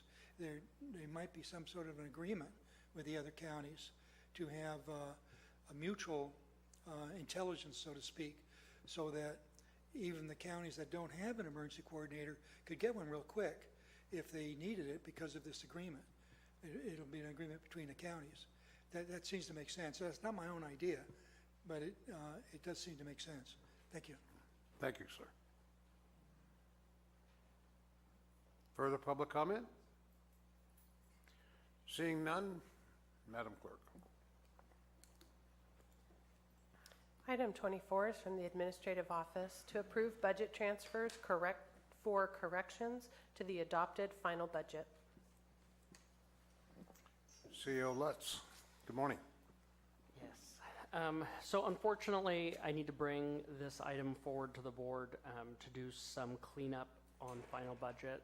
With the exception of the MOE issue, and I'm going to go through the list from the staff report, but with the exception of the MOE issue, the items that we're bringing forward reflect discrepancies that are in part due to what has been our budget process and really the amount of manual entry and calculations that go into the budget process that we're working to rectify. Like anything with manual entry, it lends itself to errors where you're trying to compare reports and then put them into sheets, run them through calculators. So in order for the auditor to get an accurate report to State Controller's Office by the end of this month, a few of them we needed to bring forward now as opposed to cleaning up at mid-year. Where revenue was under budgeted, for instance, I wasn't necessarily concerned about those areas. We can correct those at mid-year. But in certain areas where we needed to ensure fund balance was accurately recorded and appropriation was allocated where it should be for some of our funding sources, we have to bring these forward. The largest item here, and the one that actually does cost money, is where I'll start, and that's with, in the general fund, the 1010. And that is a $288,000 595 adjustment that the vast majority of which is meeting our SB1 Transportation Fund MOE requirement. This year we had initially budgeted $542,285 in general funds for the Roads and Bridges program. And what that amount reflects, $181,949 is geared toward countywide projects that cannot be used by roads and bridge funds, primarily charges for surveyor and also stormwater management. There was, when you look at that, then we were paying approximately $360,366 toward roads and bridges that would contribute to the MOE. However, unfortunately, when SB1 was passed, what the state did is base an MOE base as the years 2009-10, 2010-11, and 2011-12, and then created an average from those 3 years. And because, again, the goal here, and the state does this a lot of times when they set MOEs, is they don't want a county to game the system by knowing in advance and using prior years, so they reduce their expenditures intentionally to get a lower year MOE. They typically reach back to a point that you cannot adjust those books. You cannot fudge the numbers, so to speak. So what that ended up with is an MOE, required MOE of $627,182. As a result, in order to be eligible for receiving the SB1 funds, we need to demonstrate to the state that we are meeting that maintenance of effort obligation of providing that much general fund, as that was how much we were providing the average of those 3 years. So that's where our adjustment comes in. CO Lutz, is this the self-help portion of SB1? Are we talking about that? No, Okay. where the self-help has a tie-in to this, and where self-help counties have a better advantage, is that they have a local measure that, you know, is a tax-based measure that really helps offset these costs, so it reduces your general fund outlay. That's where that self-help ties in and becomes advantageous versus general fund, but it's those two, self-help versus regular counties, still have MOEs. Okay. The difference is how much general fund they're actually putting into their roads and bridges funds. So I think a few notes on that piece. Total roads and bridges appropriation for the year is $10.6 million. We're putting in that additional $266,000 to bring our total county contribution up to that a little above $800,000 that is being used in that program. And I note that because this year's SB1 funding is small. It's $840,000, so we're basically, you know, getting a dollar for a dollar almost on our MOE. However, the out years, next year it grows to $2.32 million. By 2021, at this point, the projection is about $2.6 million. So it is long-term certainly advantageous for the county to meet this MOE requirement to get these funds. It also opens us up to the competitive application monies that are included in SB1 for other projects. That's outside of our base allocation. So then there's a residual $21,000, the difference between what our MOE requirement is and how much we're asking for. And that $21,000 is due to a audit finding in the roads and bridges program, and that's related to expenditures that were deemed not eligible under roads and bridges funding that we have to then basically pay back or reimburse. Do you know what those were? Those relate to, and those could be various projects that we might do. Pulling this up. The engineering support for the Jail Justice Center was an example for that. Labor for sign placement at the county library was another example. Those are things that typically we try and do a charge back when those activities happen for these years. And I know these go back from 2009-10 to 2015-16. We're talking about a number of years ago that these activities occurred.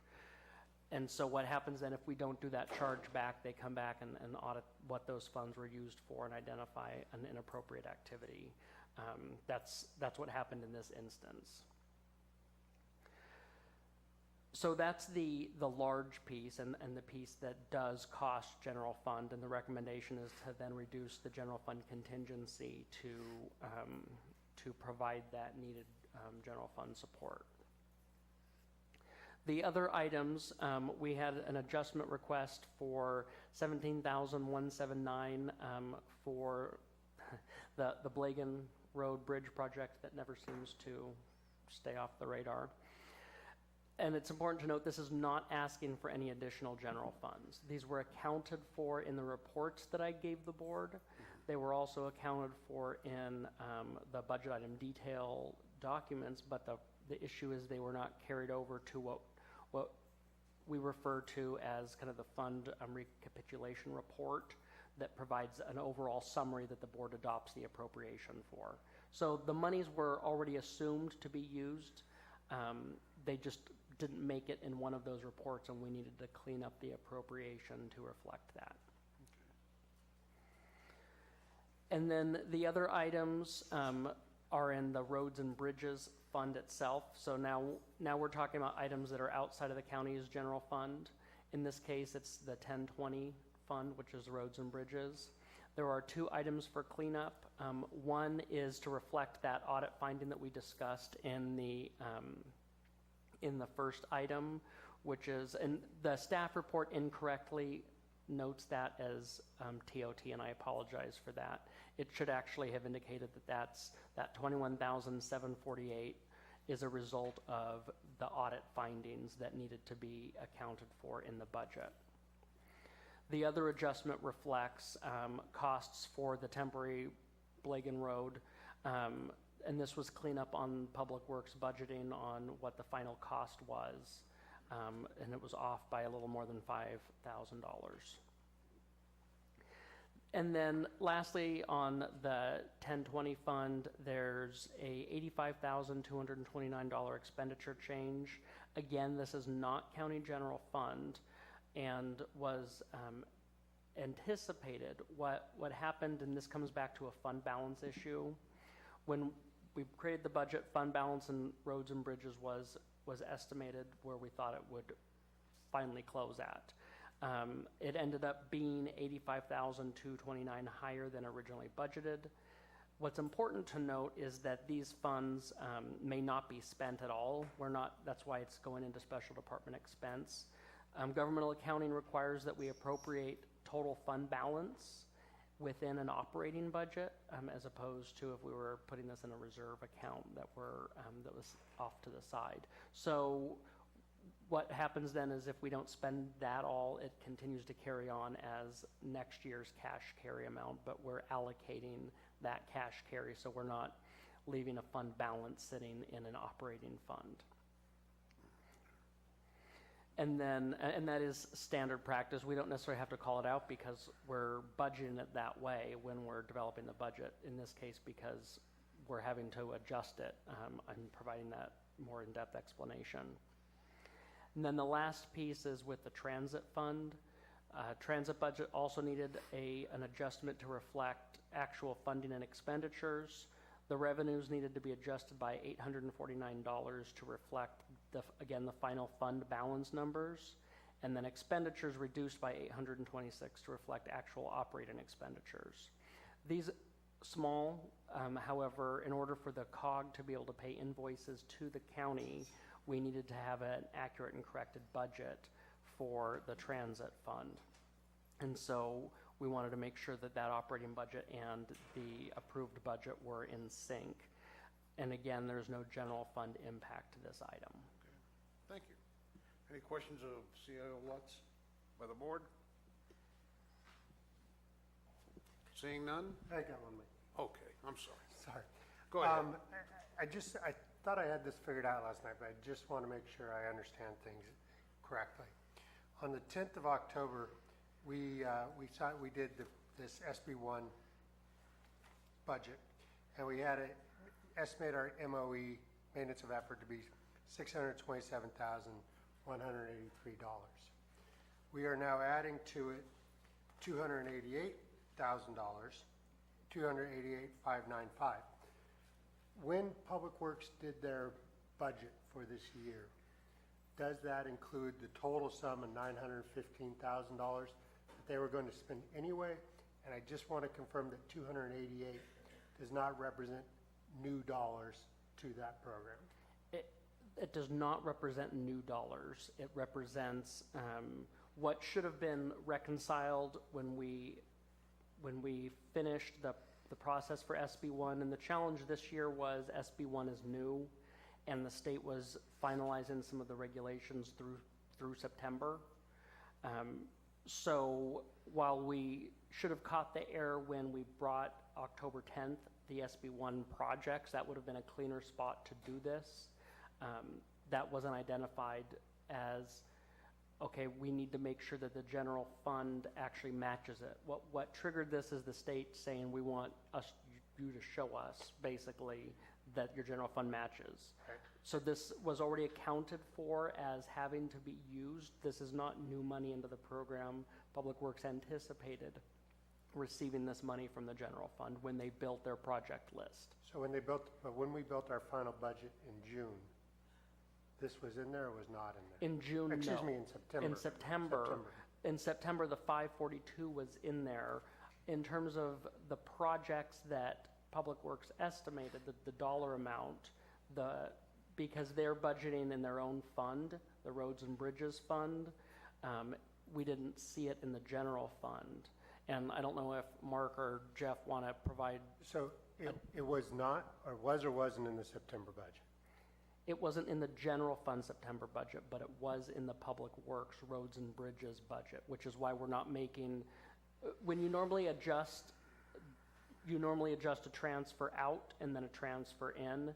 You'll notice that we're adjusting the general fund side, but we're not adjusting by $288,000 the Roads and Bridges Fund, because that was already accounted for in their budget. Basically, they budgeted, we're going to receive this money from you. But our system, because it's manual entry, doesn't require that if you budget a transfer in that you have to have a corresponding transfer out.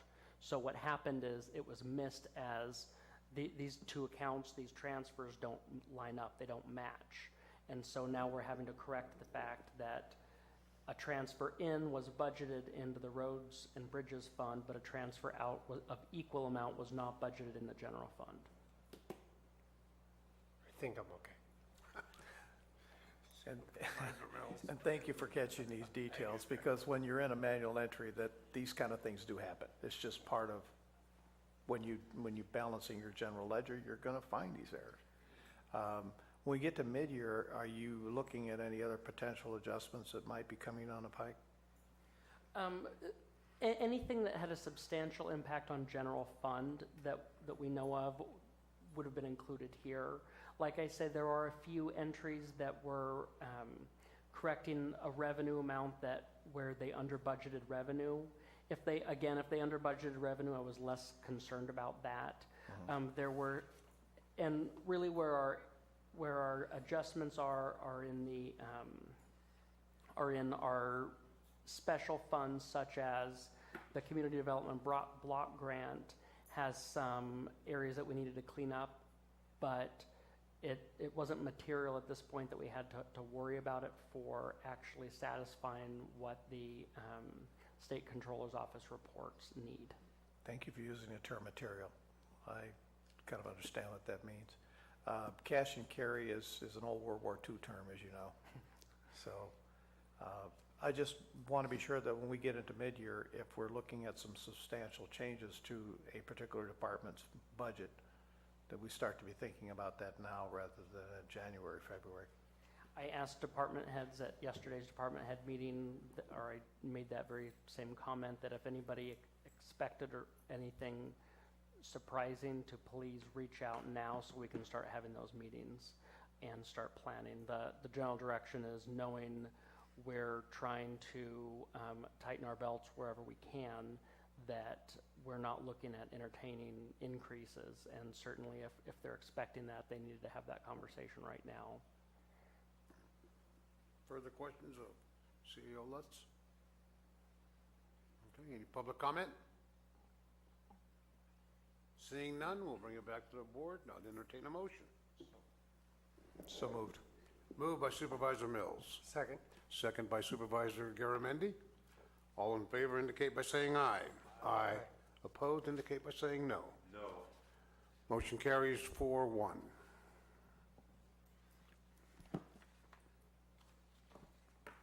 Madam Clerk.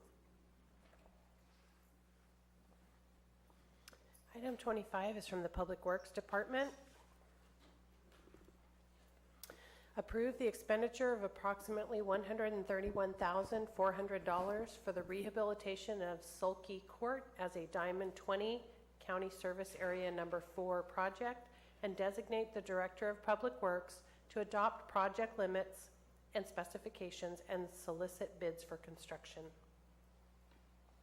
Mr. Groves?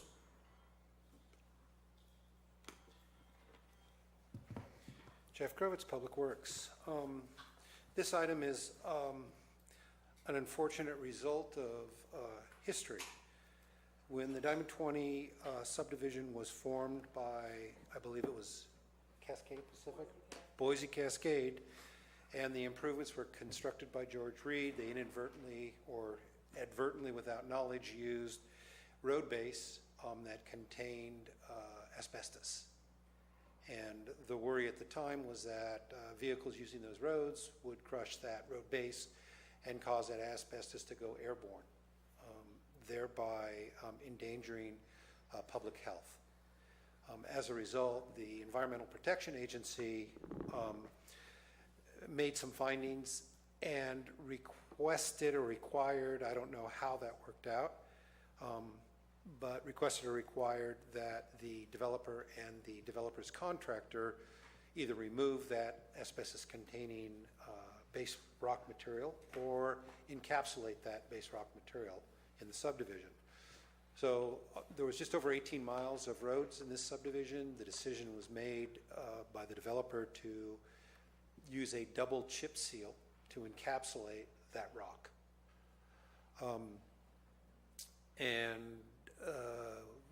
There has been, maintenance to, in my opinion, we have been maintaining it all along, notwithstanding what Mr. Kennedy had to say this morning in public comment. Sulky Court, unfortunately, is a very steep section of road, and it had some drainage issues in the initial design. The drainage issues, of course, has caused degradation of the road structural section and, of course, the double chip and seal.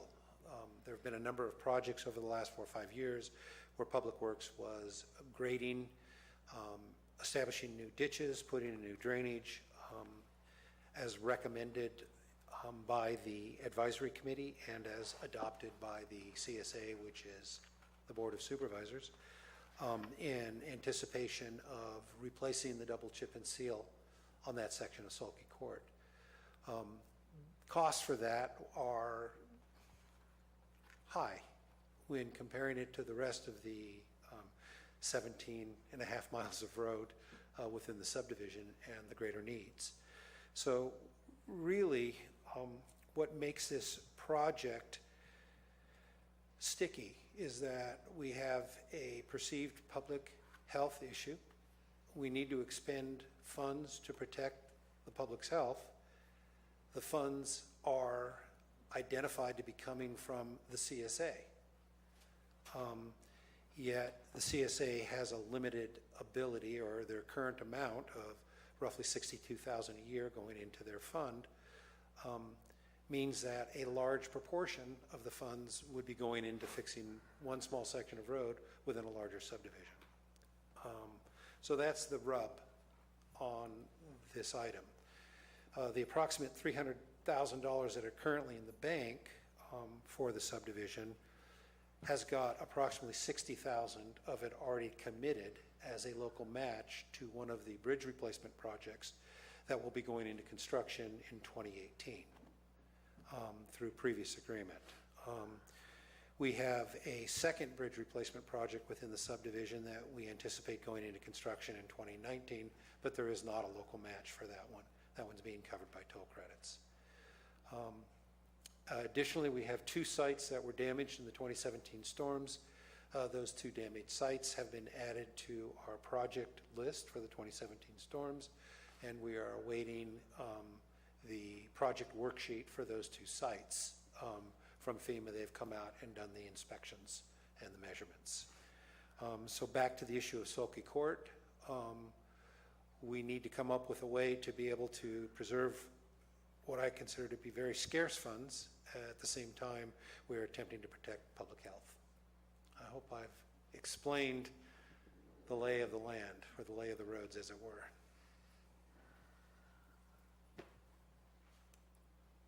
Questions of Mr. Crovus?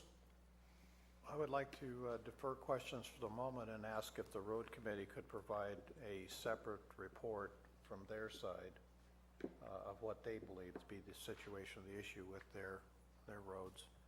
And then we can engage a discussion from that point, if that's agreeable. Is the road committee present?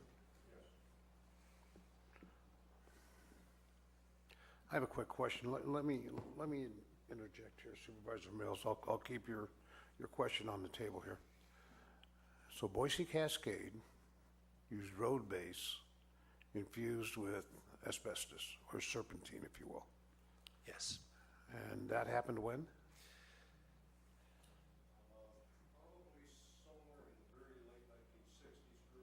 Okay, all right. Yeah, sir, would you approach the mic? Obviously, you have history on this. We do. And only because I'm asking these questions, I have some expertise in this area. So Boise Cascade, under contract, used road base interlaced or actually contaminated with serpentine rock, which is a natural state of asbestos. And we found this out when, Mr. Crovus? When were we notified that by the EPA? Early 1990s. No, well, before that, we've been an EPA Superfund site since before we moved there, so it was probably in the 70s. You're about in the EPA 74. Superfund? We are a EPA Superfund. Have you can find received us on any the type of internet. compensation from the Superfund because of this? We are currently listed by the EPA as not a Priority. Not a priority. We have looked to see what our chances would be of getting cleanup, and there are probably about 300 other sites before us, so that's Correct. probably not going to happen. I'm familiar with the Superfund program. Yeah. Supervisor Mills, have I asked any questions that reflects on your report? Not at all. I just would like to hear from them first. Okay, Okay. we can talk to them? And I have documents for you that I can start with. Or, Two documents that I'll be referring to through my report. Well, I want to hear from them. okay. I mean, the road committee and the CSAs are the advisory committee for the specific areas that they represent, and I think that their input is valuable in the conversation, is because they're the ones that are boots on the ground and right there in the middle of it, so. I'll allow it. That's great, All right, folks. I won't take long. So again, my name is Jean Kennedy, and I have been a resident of Diamond 20, this area that we're talking about, for 20 years, and I've been a member of the Road Advisory Committee for over 12 years. In my comments today, I'm going to be referring to a document that the Road Committee presented to Public Works this year, and one page is an email from the road superintendent. Sulky Court, who you've been asked to consider today, is considered our second most dangerous road. Sulky is routinely washed away by winter rains. This rehabilitation project was undertaken last year in order to provide a more cost-effective way to tackle reoccurring problems to the road. In the past, about every 3 or 4 years, a road grader was run up and down the road to level out the winter damage. County road experts advised the road committee of another surfacing option that would hold up longer, maybe 10 or more years, and therefore be more cost effective. Please see that email that you have from Scott Anderson, who is the road superintendent. This is what was provided to us early in 2016, and we made the decision. The road committee presented these options at a community meeting, and it was decided that Diamond 20 should spend $64,000 to rehabilitate Sulky. Now, the importance of this to the community, as you remember what Mr. Krovitz said, is that our income yearly is $62,000. So getting the community to spend $64,000 to rehabilitate Sulky, we had to show that that was cost effective with years of road grading, bringing in other material and whatnot, and we saw that it was, in fact, at $62,000. And it was also a 2-year project, so all of that 64 wouldn't come out of 1 year. We'd be able to accomplish something the first year. The road superintendent said we let it set through the winter, and then we come back and surface the road the second year. So last year, we spent $16,000 preparing the road for surfacing, which was scheduled to take place during the construction season this year. So Diamond 20 was expecting to pay the remainder, approximately $48,000, in order to finish the Sulky project in 2017. As you well know, the construction season is over. Public Works neglected to complete the last half of this 2-year project that our community was promised. Public Works now submits to you a recommendation that Diamond 20 pay $131,000 to complete the project. This no longer makes financial sense, as it's much more effective to occasionally run the grader and bring in material. Public Works submittal to you is an error. Diamond 20 has not spent similar amounts on Sulky. Grading was often done when the grader was working in our community, tackling other projects, thus saving our community money. These occasional grading costs were nowhere near what Public Works now wants us to spend, $131,000. It's not only Sulky that has deteriorated and is part of this hazard to our community. We have 18 and a half miles of road that have deteriorated due to Public Works' neglect to maintain them, even when especially requested to do so. Our road committee has used every opportunity to make it easy, convenient, and time-saving for Public Works to come out in our community and do things. We have actually driven our 18 and a half miles of road with GPS clicker and clicked every pothole in our community so that the road crews can just come out and just easily find and patch every pothole. Pothole repair in our community was not completed this year. Only one parcel renter at the end of Sulky would benefit from this rehabilitation. So if you turn to page 2 on the road committee report, on that big document, page 2 is a map, and it shows our items listed by order of priority, and you'll see a number 2 where a Sulky project is. That renter's lot is all the way up at the top at the end of Sulky, which is lot 151. That's the only other resident located is at the bottom on 146, where the road surface is level and is in good condition and is in fact encapsulated, and almost immediately turns into Stagecoach Road, which is encapsulated. So you can see why the road committee's #1 priority is Horseshoe Drive South, which provides the only entry and exit for 17 residents and a large cattle ranch south of Diamond 20. So just in people affected by this hazard, if that's what you want to base your decision on, it's #1, Horseshoe Drive South. In Public Works submittal to you, our community objects to the characterization of Horseshoe Drive South as another road maintenance issue that warrants attention, quote unquote. Diamond 20 residents know Horseshoe Drive South is a disaster waiting to happen at the first significant winter storm. Please see the image on page 4 of the report. There's actually a couple images. I want to draw your particular attention on page 4 to that truck. Would you like to tell or repeat Public Works' message to this truck owner that he has issues that warrant attention? This is the difference in peril that we're talking about between Horseshoe Drive and Sulky. I agree with Public Works. We do not have $400 to $700 to spend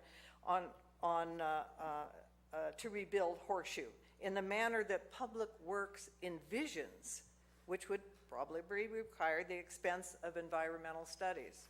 However, we do have the funds to maintain the road in the same manner we have for decades, or look for other opportunities or other ways of handling the situation, but not turn back on these people and have them stranded this winter.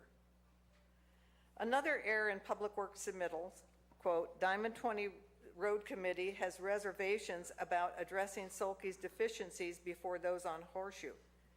We don't have any reservations. We have objections. Ignoring Horseshoe South while proceeding with Sulky imperils far too many residents.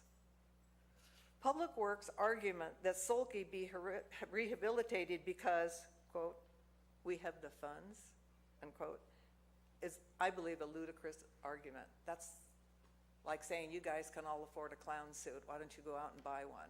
It's not that we can afford it. We look at people in our community that are in peril, the number of people that drive on these roads. Is there another way out? Does a person have to drive up Sulky? And all of these things are what we look at, not should we, because we have the money in the bank to do it. We have funds for pothole repair. We have funds for ditch grading and culvert cleanup, all of which the road committee has requested that Public Works do this year, none of which Public Works has done. Thank you. Do you have any questions of me? Yes, ma'am, we may have. Just a clarification, Ms. Kennedy. The end of Stagecoach South is a dead end. Correct. So that means that should something happen in the area around page 2 in the map, or page 3 even, anything in that area around Pommel, those people would remain trapped behind that washout no matter what happened. Absolutely. There's no way out of that neighborhood. One of the problems that I've seen in my 20 years of living out there is that is a low water crossing, and the school buses do not come into our community. They drop the children off on Highway 4, and the children walk sometimes a mile back into their lots back there to their home if their parents can't pick them up. What happens during the rainy season is the parents will often make a perilous decision to drive over and through water that they cannot see the bottom of the road in order to get out and pick up their children. I'll admit, parents will take a chance to save a child and get them home, and that happens. And the image of the truck on its side was an example of a father going out to the bus because he had to pick up his children and get them home. And what happens with this low water crossing is the water undermines the pavement, and the pavement becomes like a crust or a shelf, and even if you could see it, it looks okay to drive on. And this is what this truck owner did, and he drove on it, and that's what happened. So you've identified $1.8 million worth of projects here, of which you feel that project number 1 should be Horseshoe South and Pommel Road, and to have that repaired first. But the point is that there isn't sufficient funds within your reserve account to handle it. Where are we going to derive the money, I think, is a larger question for maybe staff to look at, as to eventually this is going to have to be faced somewhere.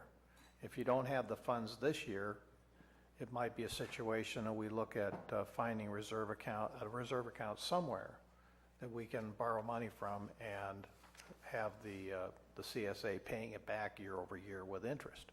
Well, the CSA is used to spending money on Horseshoe Drive every other year, putting cement on the rubble, extending culverts. We have done these things routinely for decades on that road. So we're pretty used to pouring money into material that ends up, I don't know, down to Knight's Ferry. This is Little John Creek. And if you're talking about hazard, when this road tears apart, it goes to another county. So you're imperiling another county with our hazard of serpentine rock too. That's another issue that I stack up against this sulky peril that Public Works thinks.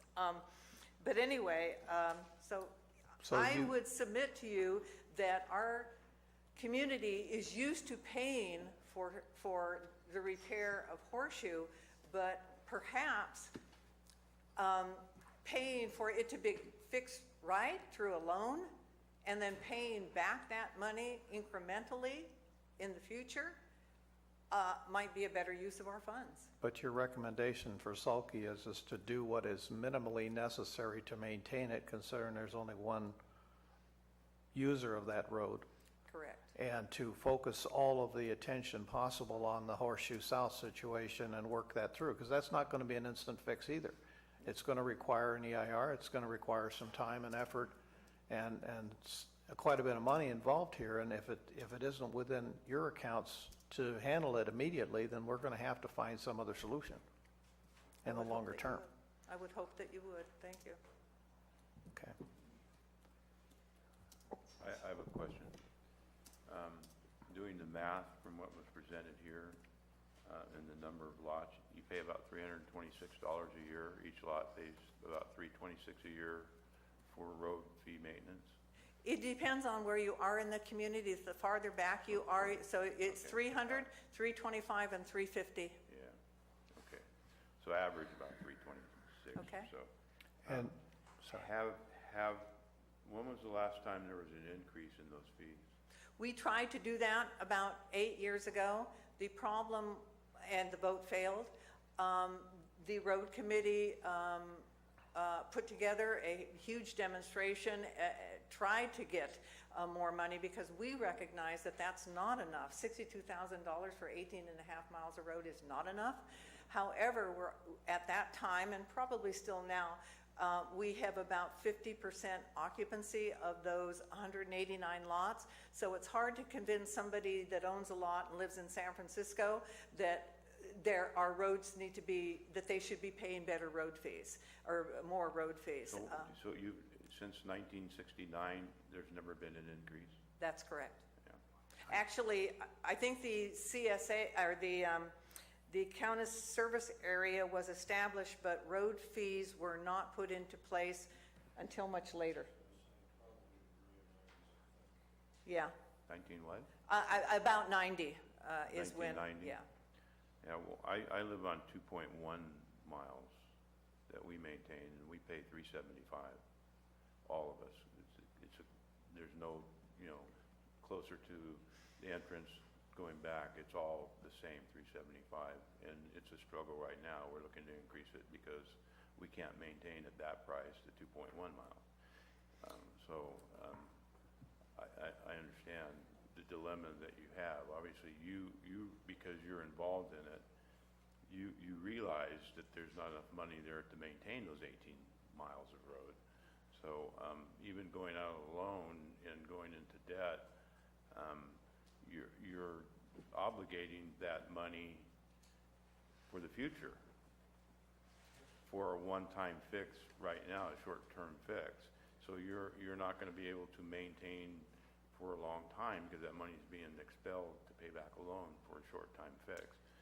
Well, I believe we're kind of obligating that money when we don't repair the road, because we are going to have to put rubble and cement, and we're going to have to repair it year after year after year anyway. So I don't know how to get out of, for the community, not sinking money on this road, one way or another.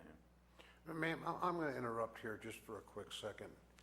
Ladies and gentlemen, we're at the noon hour, and we have 2 items left on the agenda. Is there any consensus of the board to continue through the lunch hour and hear these remaining, or a short break and continue, or take an hour and a half lunch? Our board clerk says lunch. I say lunch too, because we've dragged out one thing for an hour and a half that should have been 15 minutes, so we could drag this out till 5 o'clock. Okay, all right. So, do you wanna Folks, hold off and go hopefully you lunch? can come back after lunch. Yes. All right. Our Calaveras County, our Calaveras School Board representative has a comment. Thank you. Zerl McDaniel. Because we have a board meeting this afternoon myself, I'm not going to be able to come back, but I did, is it okay if I just make a comment on item 27? Ma'am, we're going to have to hear that, unfortunately, at the proper time. We got to finish with this one. County Council, can we pick that up? I don't think without opening the item formally, it would be appropriate. That's what I was afraid of. Yeah, I'm sorry. Could we open the item and then set it aside? Actually, we could table this item, then Right. open that item. Good. Right. Guess what? After one comment? Yeah.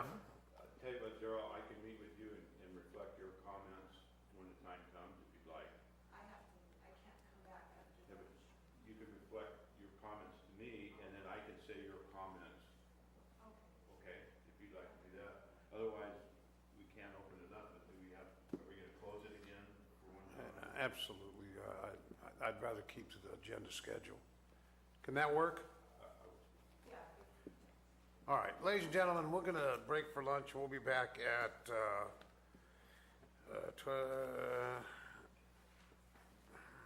1:45.